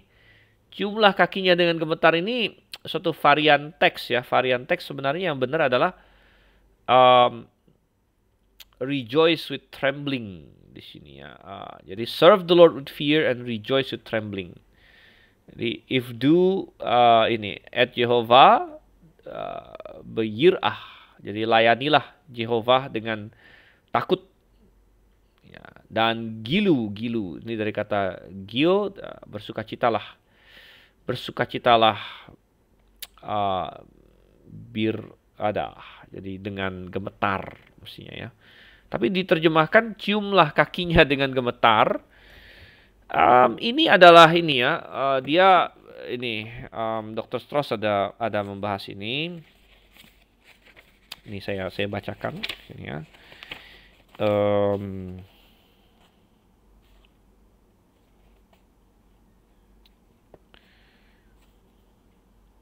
Oke. Ya. eh, Intinya bahasa Indonesia di sini mengikutin ini ya, mengikuti varian varian teks di sini ya, di mana dia menghilangkan frase yang ini rejoice with trembling ini dihilangkan. Kemudian mestinya ayat 12 kiss the son. Ya, kiss the son, tapi diterjemahkan jadi ciumlah kakinya. Walaupun ya maksudnya tetap sama, tetapi tidak tidak ini, tidak akurat ya. Maksudnya masih sama. Jadi maksudnya apakah kiss the son, ciumlah sang putra, maksudnya mencium sang putra itu berbaikan dengan dia, mencari perkenanan dia ya. Sama dengan ciumlah kakinya maksudnya juga sama, tapi ya ini tidak. Yang benar adalah kiss the son di sini. Dan ini yang dihilangkan adalah rejoice with trembling. Nah, jadi mestinya kiss the son, ya, ciumlah sang putra, walaupun ya ciumlah kakinya maksudnya sama. Jadi ini ya, tapi dia mengikuti varian teks di sini yang bukan masoretik yang benar. Supaya ia jangan murka dan kamu binasa di jalan. Sebab mudah sekali murkanya menyala. Ya, mudah sekali murkanya menyala.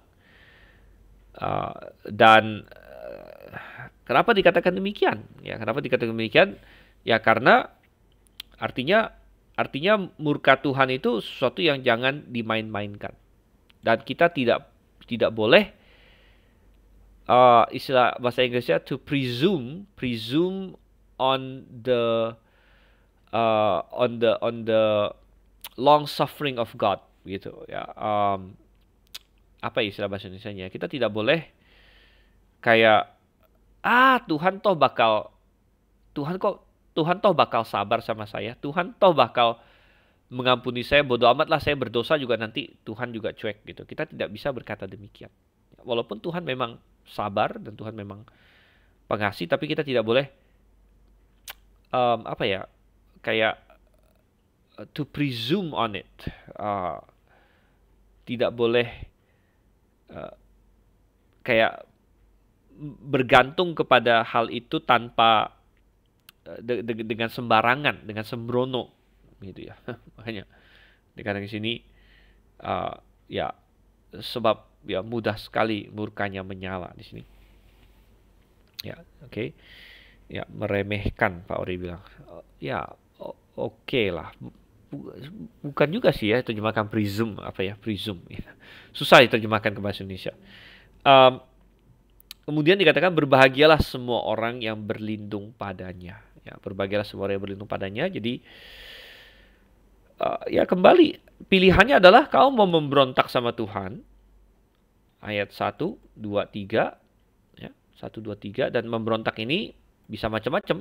Ya, tadi kita bicara soal LGBT, tapi bukan hanya LGBT. Ya.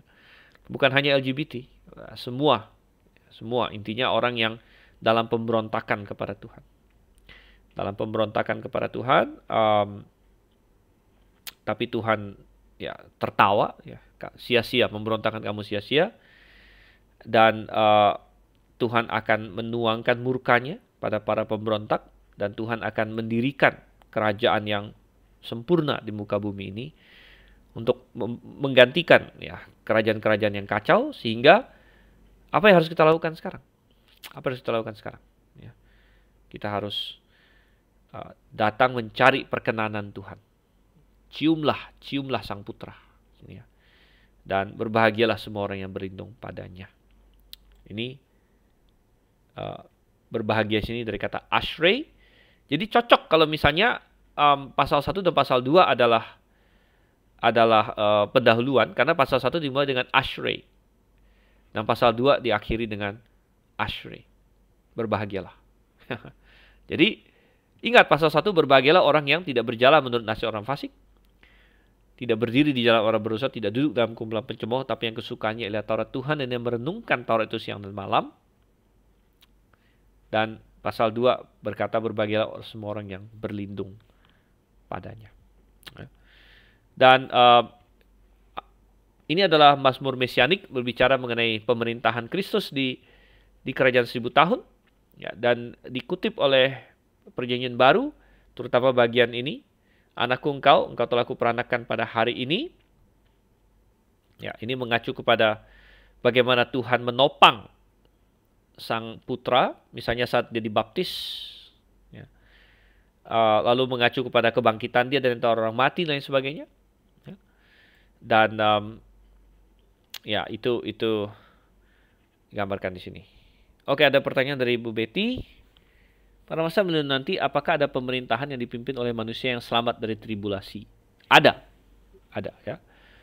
Kalau begitu, para saleh turut memimpin dalam hal pemerintahan juga atau memimpin dalam hal lain? Ya, jadi sepertinya ada beberapa level kepemimpinan di sini ya. Ada kerajaan atau pemerintahan yang orang-orang dalam tubuh jasmani. Dan kita yang sudah tubuh kemuliaan juga ikut memerintah. Jadi sepertinya, tapi detailnya gimana kita belum dikasih tahu. Ya mungkin kita pemerintah dalam pengertian mengawasi mereka. Ya.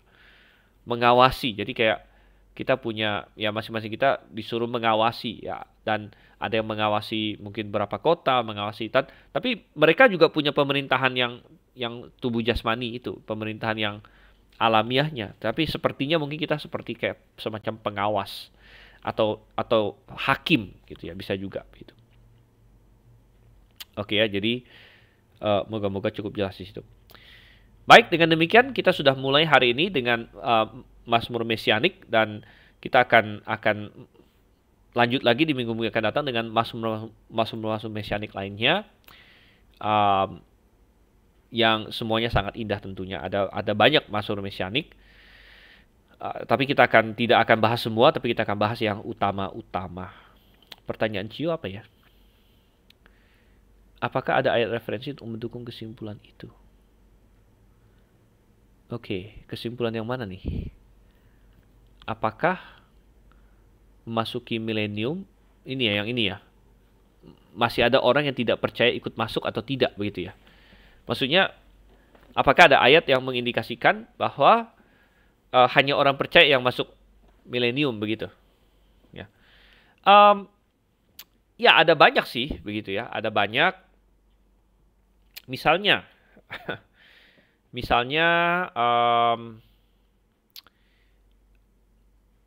ada ayat yang berkata, masuklah dalam kerajaan yang sudah dipersiapkan. Dipersiapkan bagi ini. Ya. Ya, jadi contohnya ya, ini saya nih ya.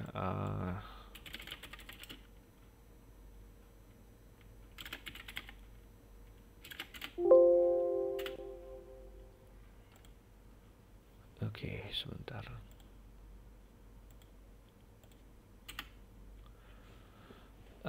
Ya misalnya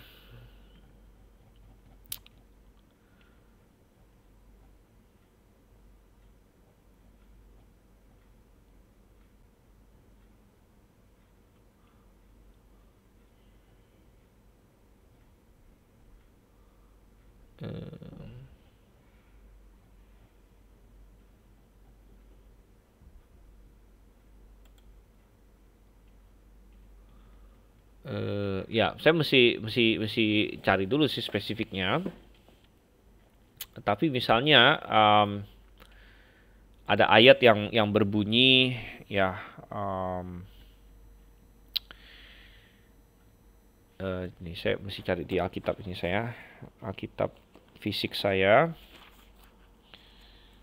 Misalnya di ini.